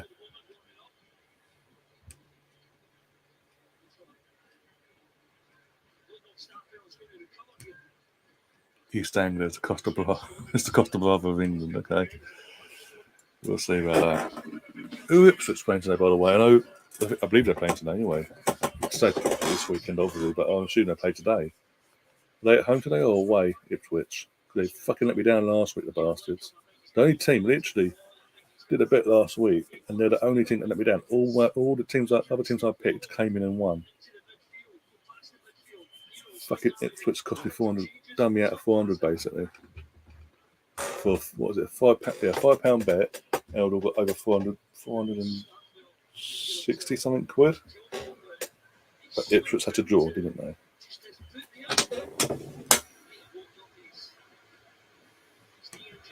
Bayern Munich to win the Champions League. Got a fucking big, good chance of it now. Yeah, because even though they've lost Lewandowski, they've got Ollie Lamar. They look. I know it's early stages, but it's Bundesliga as well. But they look on it. We'll see how they do in this group as well. I think that I fully expect Bayern Munich to walk their group because they've got Barca and whoever else they've got. Barca and Inter. I think it's going to be Bayern Munich, Inter, Barca will then drop into Europa again and have to do a playoff for stay in Europe basically for the Europa League spot. That's my opinion anyway. Obviously, it could be different. Barca could finish second, but I doubt it. The game is one. Rangers got nothing up front. No, they just look toothless. Every time they attack, they just look toothless. Even though it's 0-0, they were overthinking things and not really calm, collected, and all that. If Joe Hart was off his line, for example, and then the ball like 40 yards from goal, they're trying to lob him, but they're hitting the ball in such a rushed way that it was going wide of the goal, not even nowhere near the goal.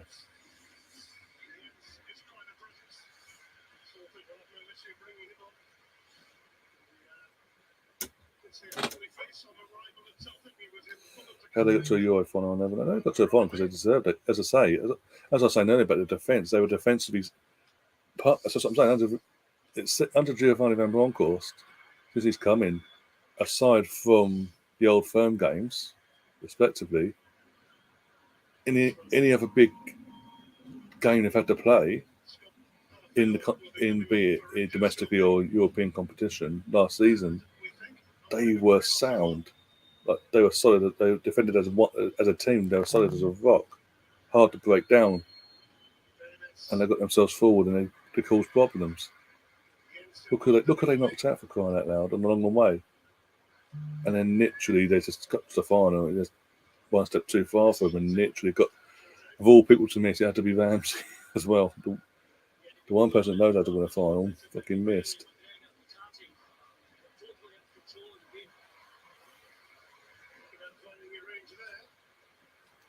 Even look, go back to that final though. Literally, you look back to that final. Me and Andy did a stream for that final as well. It was a bit. One sec. Is he going to be 4? One sec. No, yeah. Ooh, no. Gone. And they're giving it away. Straight back to Celtic. Stopped raining, by the way. For any weather updates, stops raining.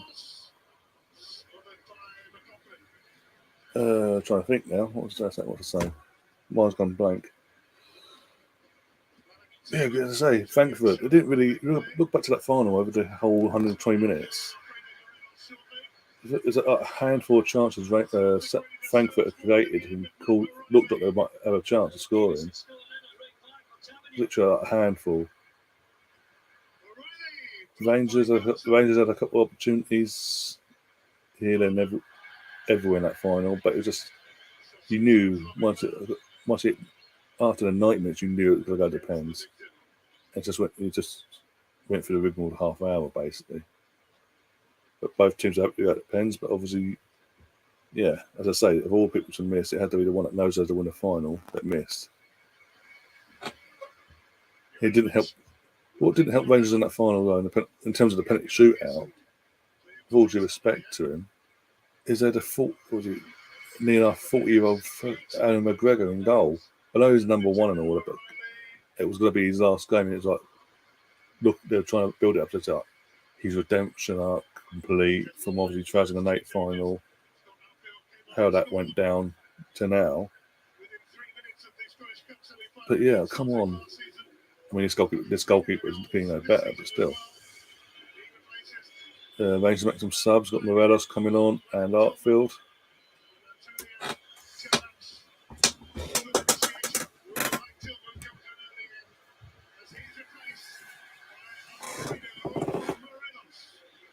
I mean, the thing with Morelos, Alfredo Morelos has gone for Rangers. Seems in terms of quality and all that, seems a quality player. Knows what the goal is and all that. I don't apologise for knocking at the door. I don't know, do I? As I say, he's a quality player, but what's always letting him down is his temperament. He's always got loses it. Once he's done, if anyone gets in his head, it's so predictable, so easy to get into it. He loses it, and that's it. And then he'll get sent off, and he constantly costs the team points. And how many years he's been there for a few years now. He did it under Gerrard. Previous managers, I can't remember who previous managers was before Gerrard as well, but did it under was it Warburton? Brought him in, and his signs were there, and he continued it under Gerrard. He's now doing the same thing under Giovanni Brangorst. And yet, whenever a transfer window comes along and someone outside in Europe looks to want to buy Morelos, Rangers, the club itself, are looking to break the net to keep him.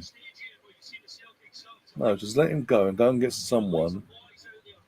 It's an upgrade, basically. You can rely on that's not going to get sent off.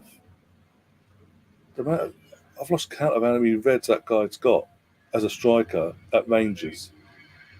It is ridiculous for a striker to have that sort of record.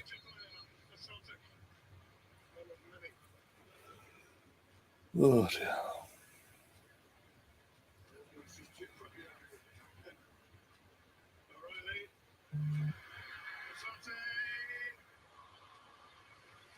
Let's have a quick look at the updates of the Merseyside. It's 3-0 because no one's told me any different, but let's have a double check, see how everything's going.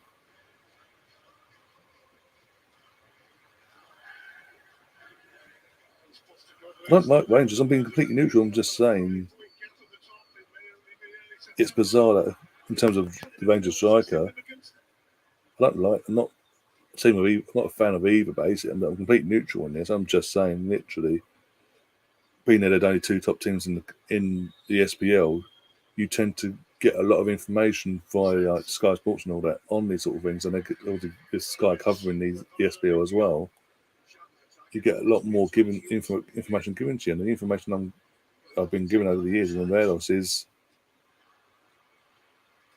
he's not reliable in terms of he knows where the goal is. When he's on it, he knows where the goal is, but he's a hot head. I hope you're not fibbing. Arsenal's my team. That's it.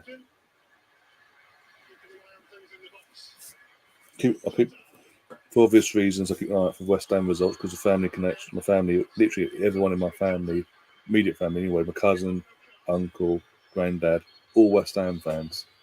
So obviously, I've always kept an eye out, even when they were in the championship, got relegated to the championship. Always keep an eye out for West Ham.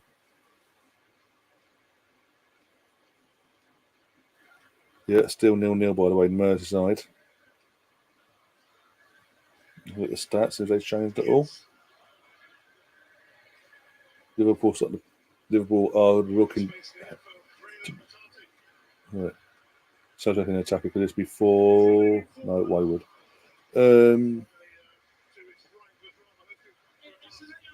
Liverpool starting to grow into the game, getting more shots off. 5 on target now. Everton away had that 1 shot on target still. 9 shots themselves overall. 5 shots off target, 7 to Liverpool off target. Apparently Mope just missed Mr. Sitter apparently. One sec. Someone just tweeted out and Mope missed that.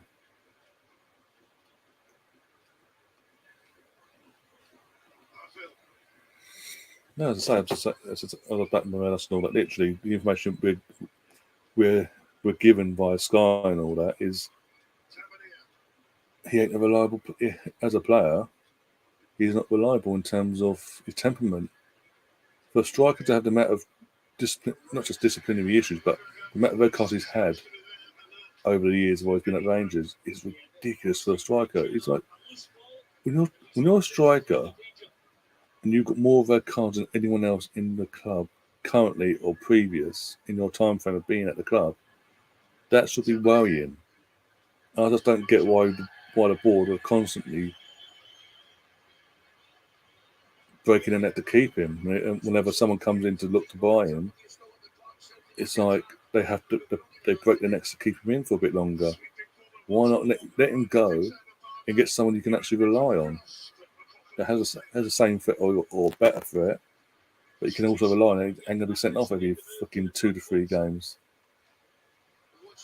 or cause aggro where he gets suspended for off the pitch and things like that.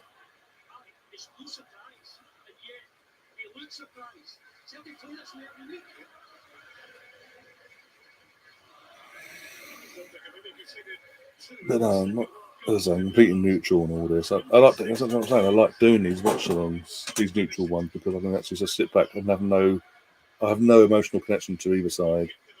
The same for if I did the Munich versus Dortmund or Milan derby, things like that. I can just sit back and just watch it, relax, and just enjoy the game for what it is and the atmosphere as well. Hence why I've got sound on as well. So I don't know if the sound's picked up on your end, guys, in terms of the actual match commentary and all that. But because of the crowd and all that, I like listening to that as well. I don't like doing anything where just sitting dead silence. So hopefully it doesn't come back quite many else. Hopefully, touch wood.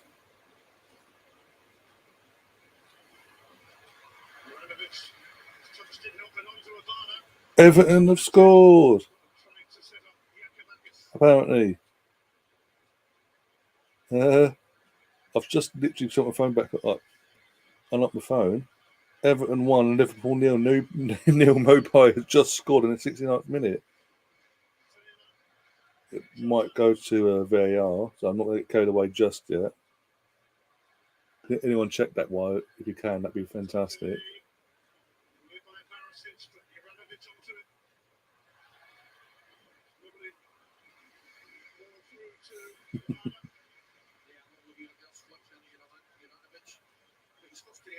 Who are you talking to? How about Faith? Oh, never comments has come up now. Was it that? You're like, what? Yeah, that's what I'm saying. Literally, I literally unlocked my password on my phone, went into the app. It literally, this will be a very close call for offside. Or Cody's been having good one here. We're checking for offside. Guys, let me know in the chat if it's counted or not.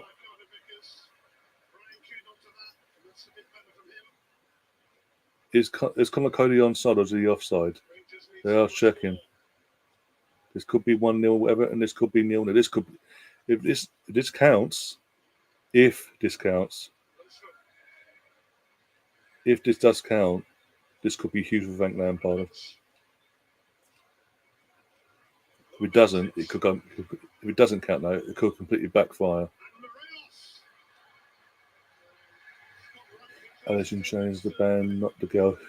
United. Alison changed, yeah. A friend of the family introduced me to that band years ago. No, disallowed. Goal's been disallowed for offside. 0-0. God's sake, Conor Cody. You had one job.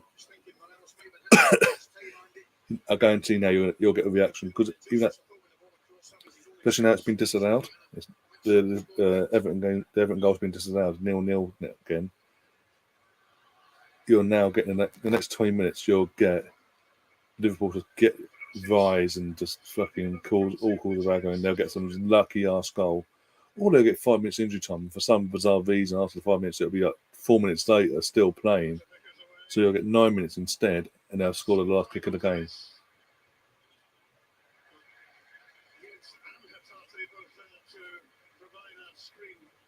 Fractionally offside. Oh my god, fractions. If I go and watch the highlights, it's literally like paper thin margin basically of him being off. Surely this is a give the benefit to the fucking striker. God's sake, say that now. Comes up, change that ball to that, and it happens against Arsenal. I'll go mad. But you know what I'm saying? It's just like unless it's like clear offside, like he's like more than a fucking wafer thin piece of paper offside. Maybe that's just a shot way wide though. This game, I mean, Celtic is. Oh my god! Literally got put on a plate there. Joe Hart and the Celtic defence had a bit of a nose up there. What's Joe Hart doing? I'm sorry, what's Joe Hart doing? Gets the ball, tries to pass it to his teammate, but he got Stuart Arfield in the way, literally directly in line with who he was trying to pass it to, yeah? And he's complaining, but for him doing what he did, it went directly to Stuart Arfield anyway. So Stuart Arfield's got the ball, but he didn't fluff it anyway. But that was on a plate. Jesus. Put on a plate and then fluff their lines.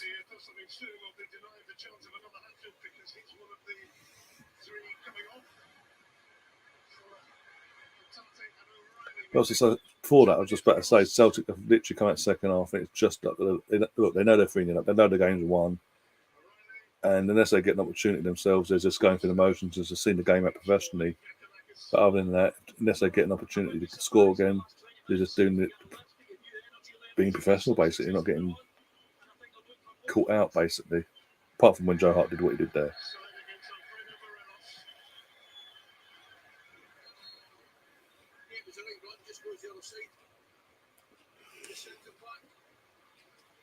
Ooh, the cats are asleep now.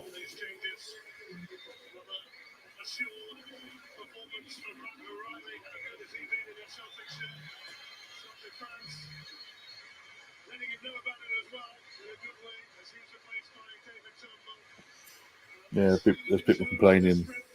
There's people complaining on Twitter about the offside. Apparently it's literally got a tone now in it.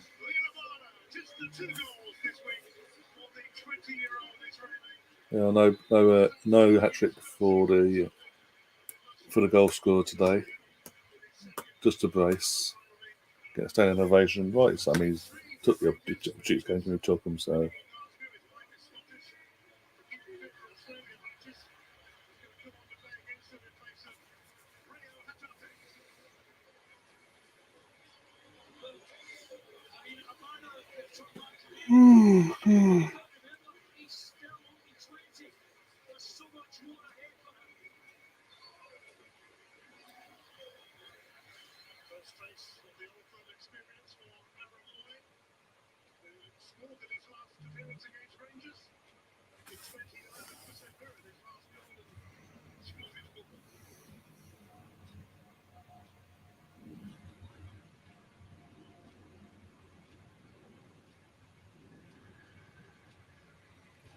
Oh dear, arm and leg. Leg's gone. Ow.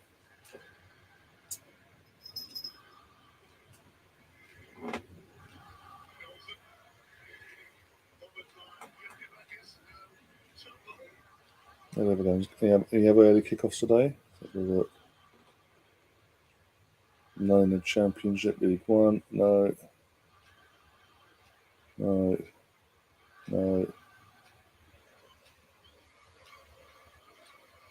La Liga Mallorca, Genoa, 0-0.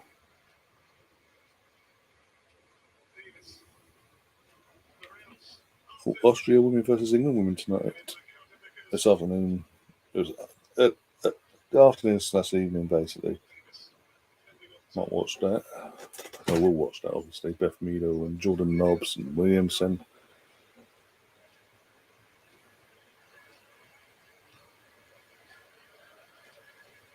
Just a bungle on the chat. I can't see his comments. Mr. Can someone let me know if Mr. Bungle actually in the chat, because I can't see his comments on my screen. And I was just seeing his name being mentioned. Or you want about something else? I don't know.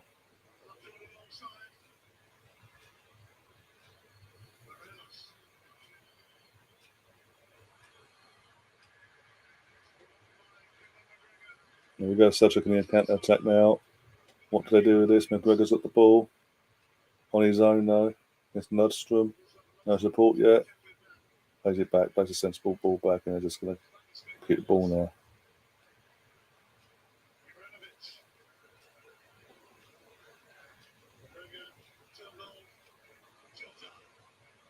No, because the reason MF there's a reason, because obviously someone in there's a regular comes in that literally called Mr. Bungle. So I thought he was on about him and not. Okay, you know what I'm saying. Stefan, help me out, please.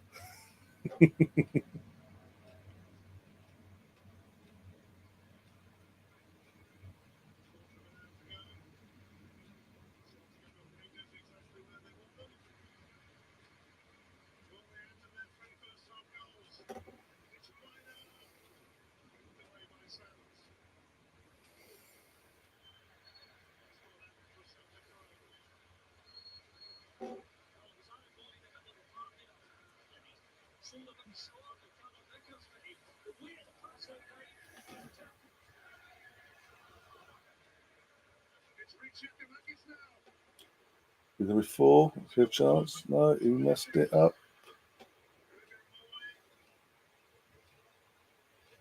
Yeah, like Mr. Bungle as well. Top guy. Oh, my leg. Oh, God, how much I've got to press the bloody thing?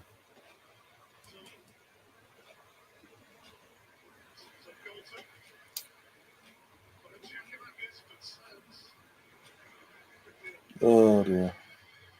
Again, Celtic have a chance of making it 4 on the attack. Takes a shot, goes wide though. Wide and over, technically, but still.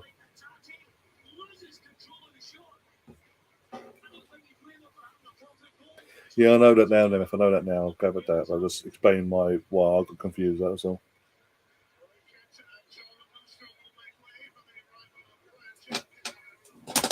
More subs from Rangers. Ryan Kent's coming off.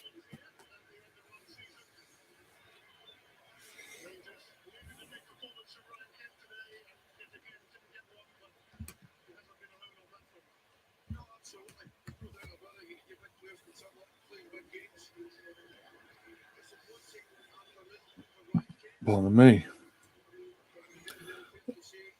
I know obviously Rangers are losing now, but I'm surprised the Rangers continue.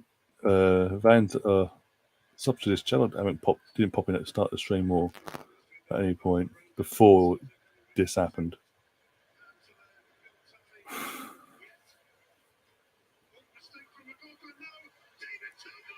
It is 4-0 now because the goalkeepers have put it on the plate for them. Fuck me. Jesus Christ. So basically, the Rangers goalkeeper did his version of Joe Hart about 5 minutes ago. This time, though, Celtic are clinical enough to go, thank you, and put it in the net. What is he doing? What is McLaughlin doing? I'm sorry, what? 2 players in front of him, and he goes, look, he just casually passes it out like that. When it's literally, again, he literally did what Joe Hart did, but the difference is Celtic were clinical and they punished the fucker for it.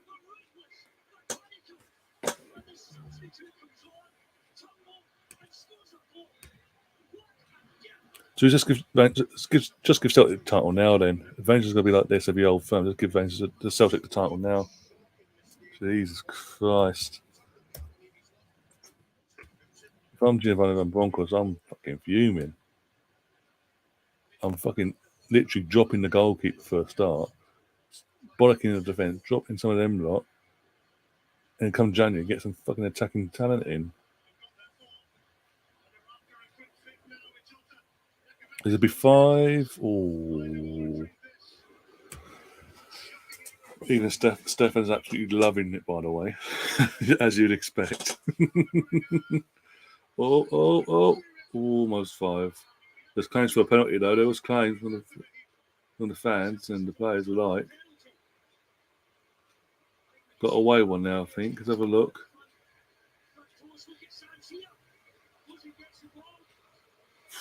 Got lucky there. Got very lucky there.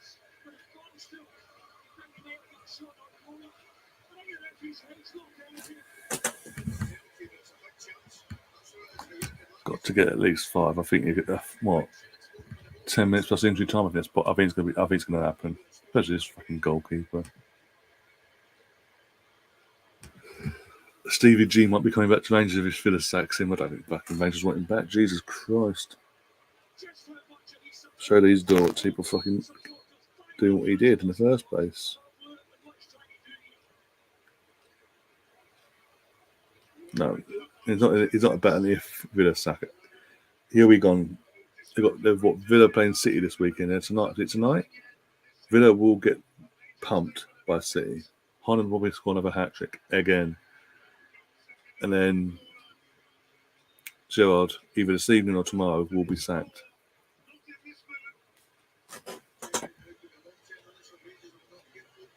Sophia awful today.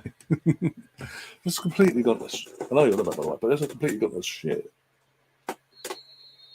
And if anything, they use any sort of passion and desire, anything you get normally in these old firm derbies on both sides, you're getting it all from Celtic and nothing, absolutely zilch from the team in blue. Absolutely zilch. Oh, here we go again. He fluffed it again. Jesus.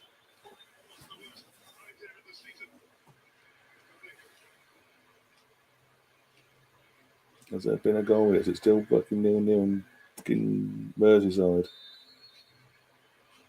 84th minute, still 0-0.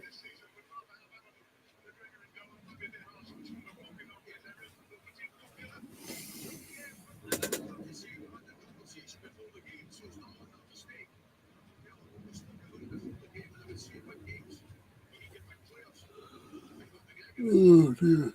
Yeah, there's been none of the feistiness, the fight, and anything like that from Rangers. Usually these clashes, the little battles here and there, like to get the fans going either side. But it's just been Celtic dominate, not had to make any sort of challenges. Van Dijk should have been sent off. What's happened there? Should have been sent off. No, as it's Liverpool. Remember that. So what did he do? Let me know what he did in the chat, Russ. What's he done now? But yeah, as I say, there's been no sort of nicky little tackles, either get both sets of fans going, anything like that. It's just been like a normal game, really.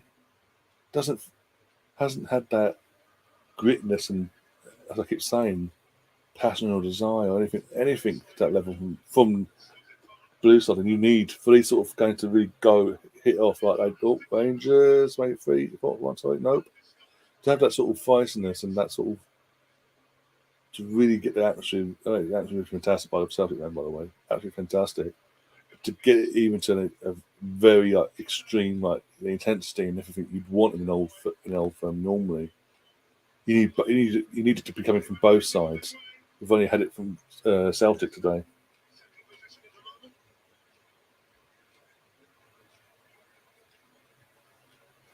Exactly, Stefan. That's like from an Arsenal fan perspective. That's like Arsenal going to the North London derby and doing what Rangers are doing now. It's not acceptable. And when an Arsenal top isn't a North London, it isn't a title contending match. This is for these are games that basically justify where the title's going. Basically, come May.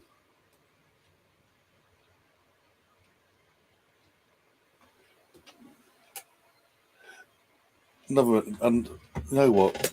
Talking about, as we're saying about it's a title contending game.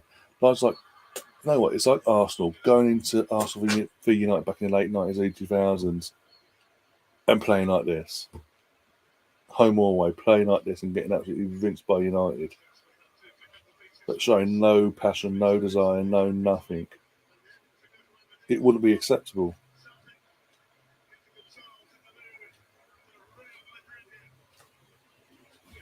Oh, Celtic Real Madrid midweek. That'd be an interesting one. Oh. Chance of 5 down there. Oh, got the ball still, Celtic.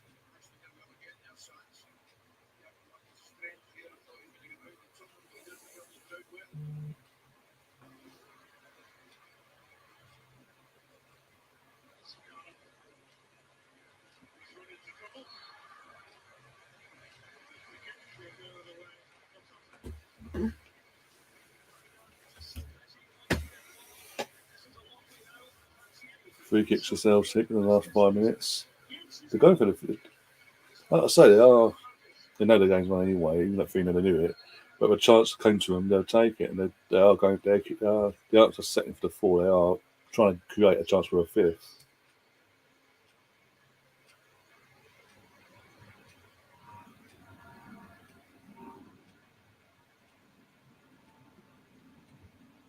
I think the rivalry's overplayed. I don't think it's overplayed. I think because of how successful the teams were back, especially in the late 90s, early 2000s, in terms of the types of players, the caliber of players they used to both be able to bring in compared to now, made that rivalry the way it has been built. But yeah, I say now because obviously nowadays we don't have the players coming into Rangers and Celtic like you used to. The Henrik Larssons, John Hartsons, Chris Sutton, I think Paul Gascoigne, Haggy, obviously seen the dad too, obviously the guys at Rangers now.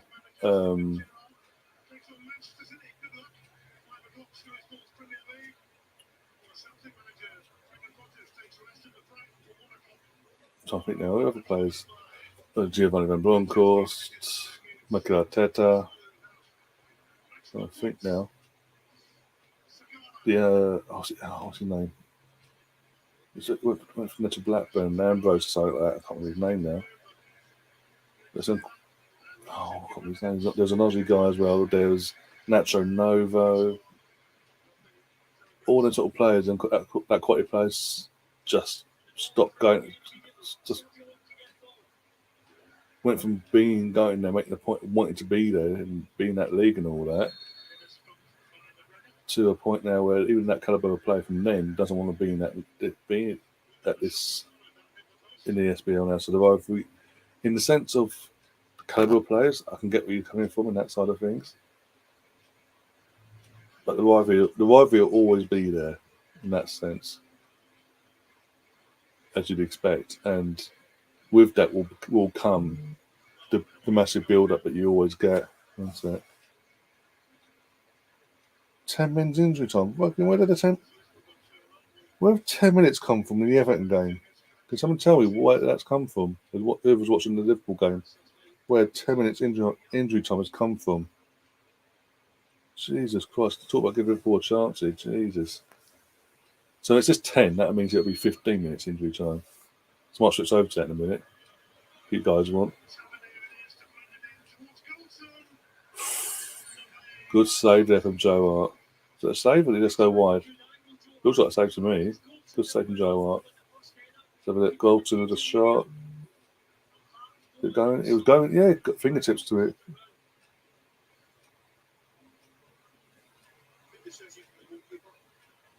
Yeah, is that? Yeah. No. I'm saying that the caliber of players these teams, both Celtic and Rangers, used to be able to bring in massive. Obviously, in the last 10 plus years, has massively dropped off. to the point where they are now. But the rivalry will always be there, and obviously you always get that build up. You always get that, as you say, the overhype of the old firm. It'll never be the exact same in terms of what it once was, in terms of caliber of playing and quality and all that. But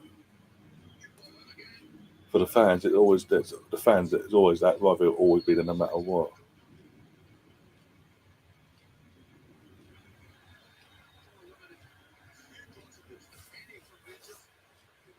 And then of course, I've got to feel so. And McCoy as well. And as it used to obviously play for them and all that, manage them and this, that, and the other. But yeah, it is what it is nowadays. But yeah,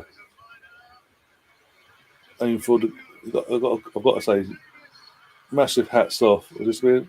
Oh, it's yellow. No, they're asking for red, but they're not going to get it. Goldson got off there massively lightly. Now they're all getting booked as well. So players coming over with discipline. But no, massive hats off to the Celtic manager, because when he came in, Celtic were when he came in last summer. The Celtic manager, the Celtic were on their knees in terms of they absolutely got pummeled by Rangers the year before in terms of going for the title. But Rangers went by a clear distance under Gerrard. There seemed to be the turning of the tide in terms of Rangers' dominance was going to come back. And he's come in, had a bit of a rocky start, but then obviously with Gerrard going to Villa and Rangers having to go through a new transition under a new management halfway through the season, he took full advantage of that, and now the pendulum swung completely back to where it was before the Rangers' invincible season.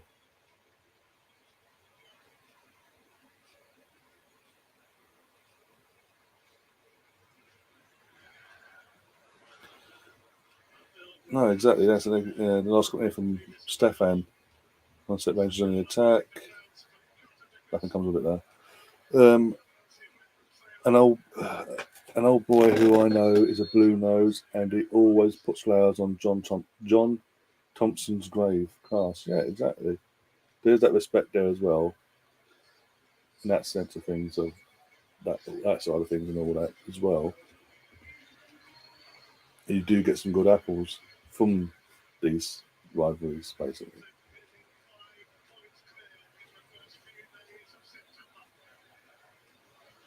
5 points cleared already because of this now. Almost an own goal from Celtic there. Rangers captain goes, basically the free kick comes in from Tavernier, and McGregor basically goes to head the ball, but he's going towards goal. It was going in, but Joe Hart was on it, fully alert, and basically put that for a corner. At final time, Rangers have lost 4-0 at Celtic Park. Absolutely demolition from Celtic, and fully deserved. Once took the lead, there was no looking back, and they absolutely just pinned and dominated this entire game, and especially that first half. Got the 3-0 lead, came out of the second half, saw the game out as professionally as they could. Massive error in the second half from McLaughlin, from the Rangers' perspective. And they added a fourth. It could have been more if Celtic really wanted to, but it is what it is. And yeah, Celtic are now 5 points clear, 7 games into the season, 5 points clear of their nearest rivals for the title in Rangers. And you can already, going by what we've seen today, you can already pretty much have that mindset that it's going to take a lot now for Rangers to turn this round already. Even though it's only 5 points, it's going to take a lot for Celtic to drop off to allow Rangers back in.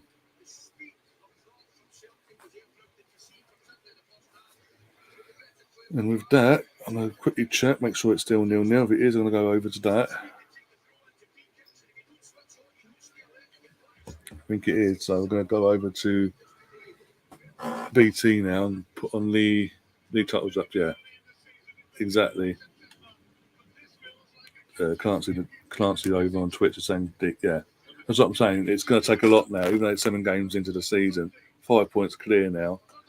Going by what we've seen today, it's going to take a lot for Celtic to drop off to allow Rangers back into this title race already. It's 5 points we're going at that, I'm saying. Larson, Henrik Larson was a quality player. He was a class player. That's what I'm saying. The caliber of players I'm saying before, but the caliber of players that the likes of Celtic and Rangers used to be able to attract and bring into the clubs respectively is massively dropped off, and that's why I think, obviously, as Stefan says, it is made the rivalry. The rivalry is a rivalry from the fans' perspective, but the game itself is majorly overhyped now from the media because they want that intent. They want it to stay. They don't want it to just disappear into the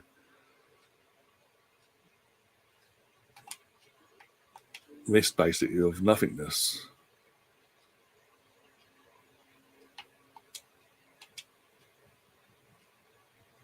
So switching over to the Everton Liverpool, it's still 0-0, 6 minutes in. We're literally over. 6 minutes was added on. We're not at 6:30. It's still 0-0. Liverpool on the attack. Shock over there. Also, that goes down. What a surprise! Full-time whistle. There you go. Liverpool didn't get 2 minutes. Liverpool didn't get 2 minutes this time, by the way. An extra 4 or 5 minutes added on actually this time. In terms of on the added time, it was 40 seconds, and that was it. So it's a good point. Again, massive points dropped there again. Yet again by Liverpool as well. A good point there for Everton, really. And they're going to argue they could have had all three.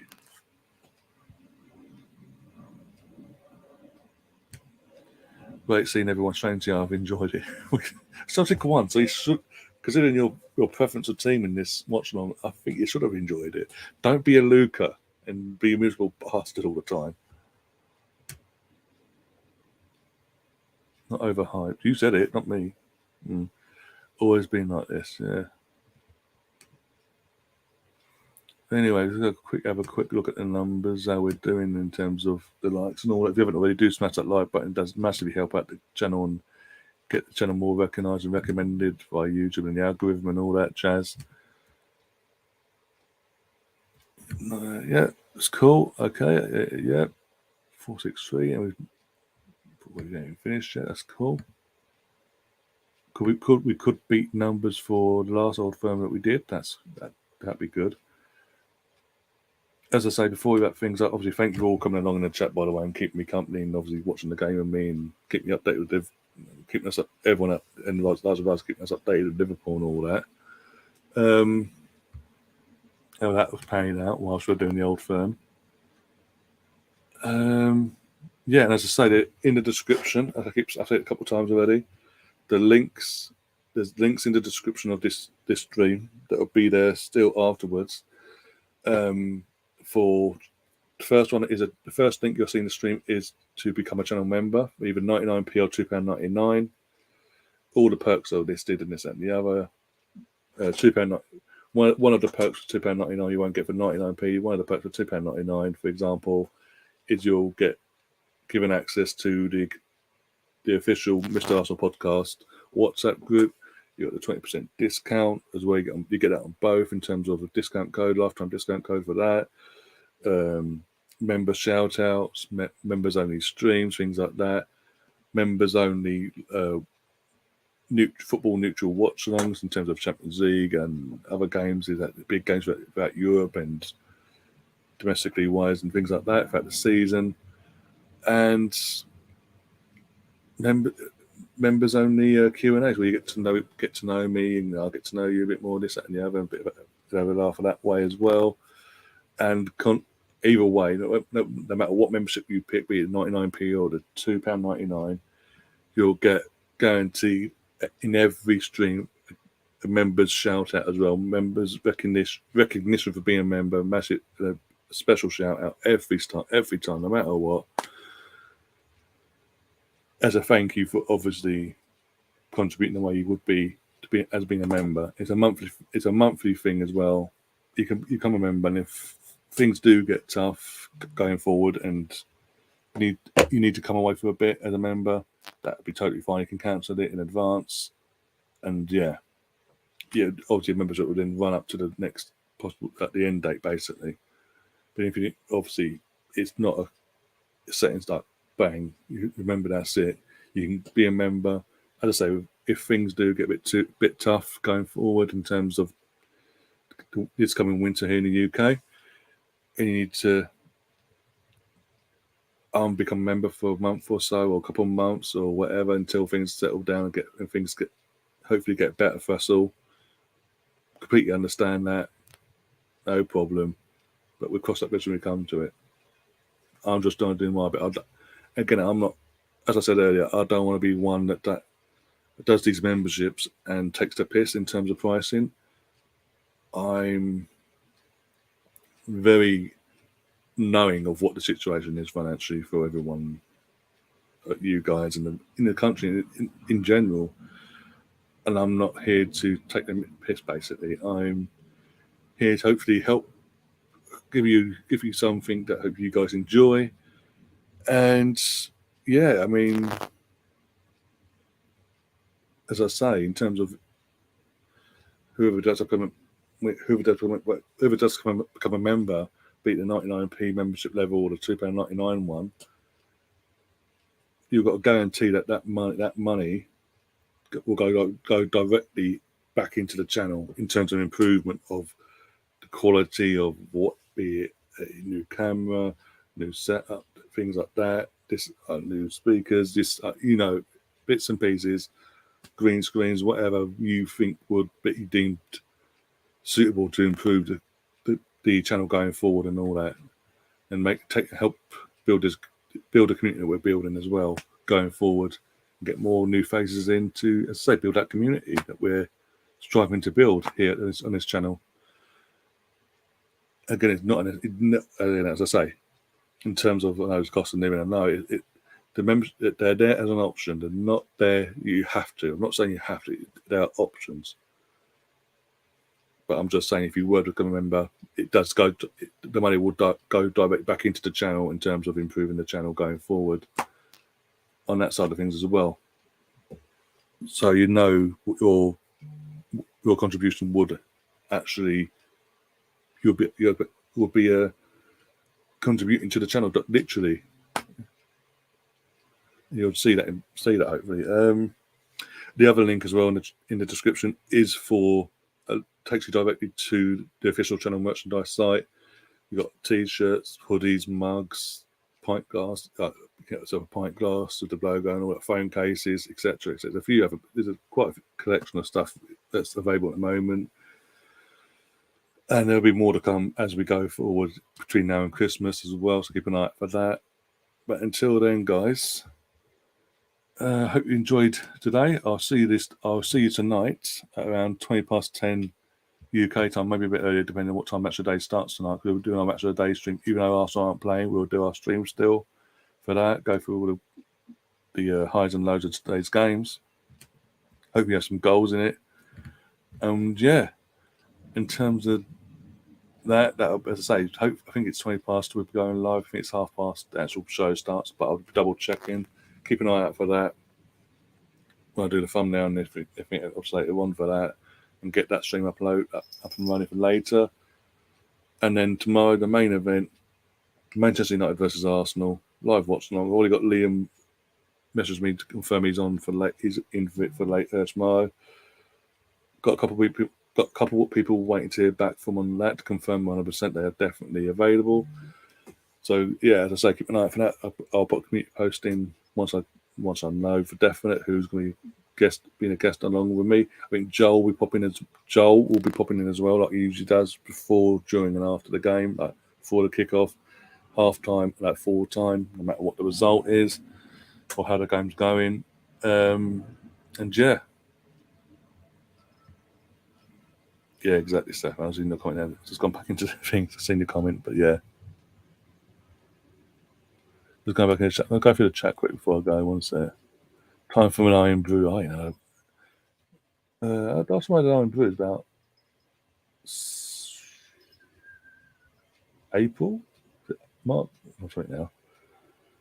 I think it was April the last time. Literally, when I last had an iron brew.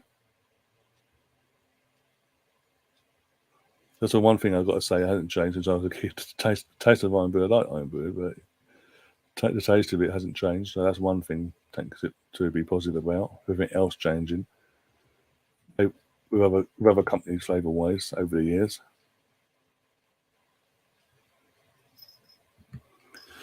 The cats, both cats are actually behind me. One's grooming. Just woke up in grooming. The other one's just conked out on their back in land and nod. I fucking dreading winter. Exactly, and that's what, again, as I say, that is because I'm not of the mindset of totally ignorant to the fact of what's coming here in the UK in terms of the cost of living crisis and the recession and all that. Hence why the prices for the memberships are as low as they are. I can't, as I say, 99p. That's the lowest. That's the lowest I can go. I can't. YouTube won't allow me to go any lower than that. And then you've got the £2.99 one as well. So you've got the option. You've got such a one. And as I say, if you for example, if you went for £2.99, but obviously when winter does hit, if you can't afford it, you can stop it at any time. And I don't have a problem with that because I understand the situation. Totally understand the situation. But you've got the 99p there if you can or want to. You've got the 99p membership there as well.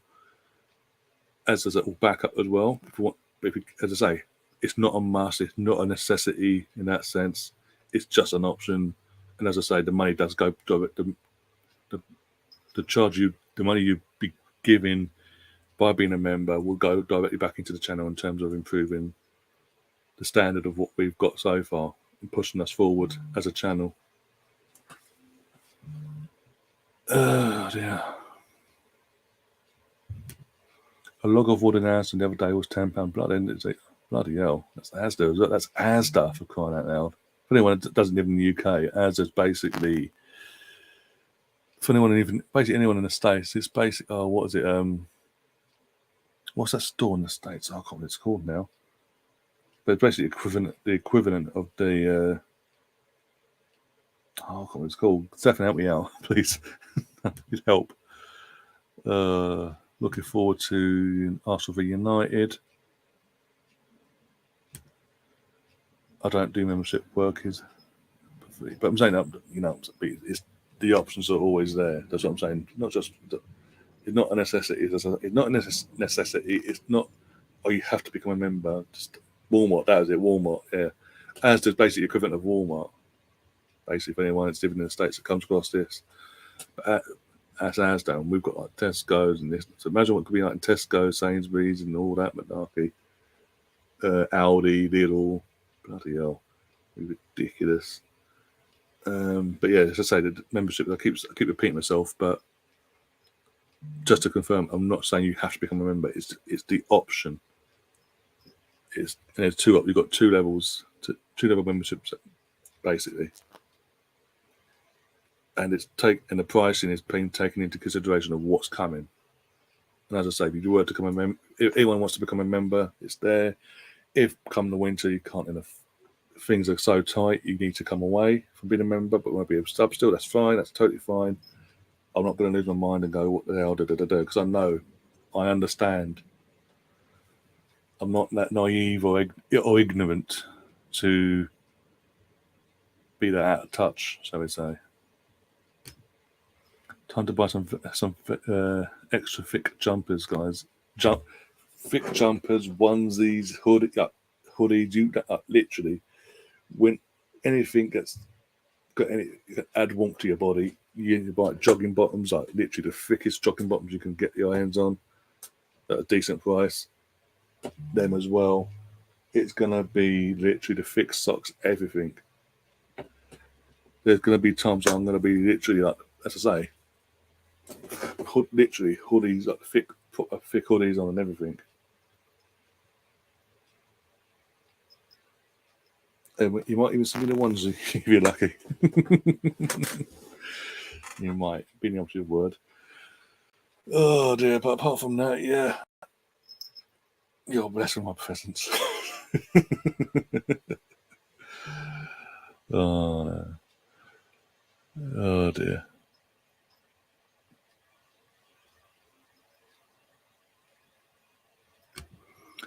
I work hard to write. Hopefully, the book is forthcoming soon. Okay, keep me updated on that. No, mucker. You are blessed. Oh dear, but I do know I've been asked at the memberships for a while, so that's why I initially set about a bit of jiggling about, but I've now just settled on a 2-level membership, and you've got the option. There's no pressure either. It's there. I'm buying Christmas jumpers now as they are cheap. I've still got my Christmas jumper from last year. I'll be wearing that soon. Oh dear. We are living in one of the richest countries in the world. This is But look who people put in. I'm sorry, in that sense, but when people voted in a party based on one main figure point in their manifesto, knowing what the toys are all about as well,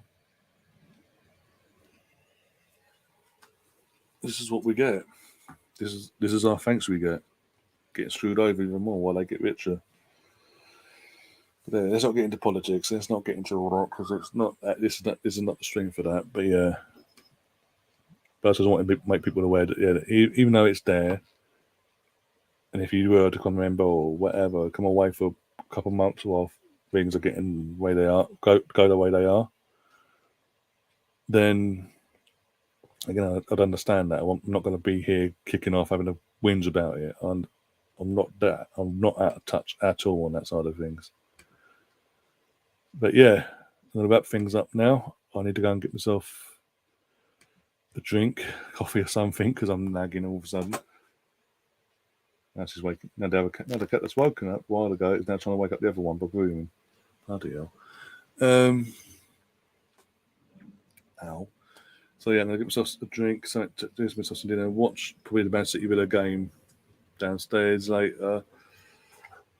When it goes on that Sky. Apart from that, you'll see me again, as I say, about around 20 past 10. I'll be going live for the Match of the Day stream. 10 minutes, about 5-10 minutes before the Match of the Day goes live, basically. Be around because we'll be going live. We'll go through the Match of the Day, even though Arsenal aren't playing tonight. Go through all the teams and this, that, and the other, and see if it. Hope you have some goals along the way, not all nil-nils. And yeah, have something to enjoy and look forward to in that sense. And then obviously the main event is tomorrow. But until then, guys, enjoy the rest of your morning, afternoon, or evening, wherever you are in the world. And we'll see you on the other side. And as always, up the Arsenal. Come on, you Gunners.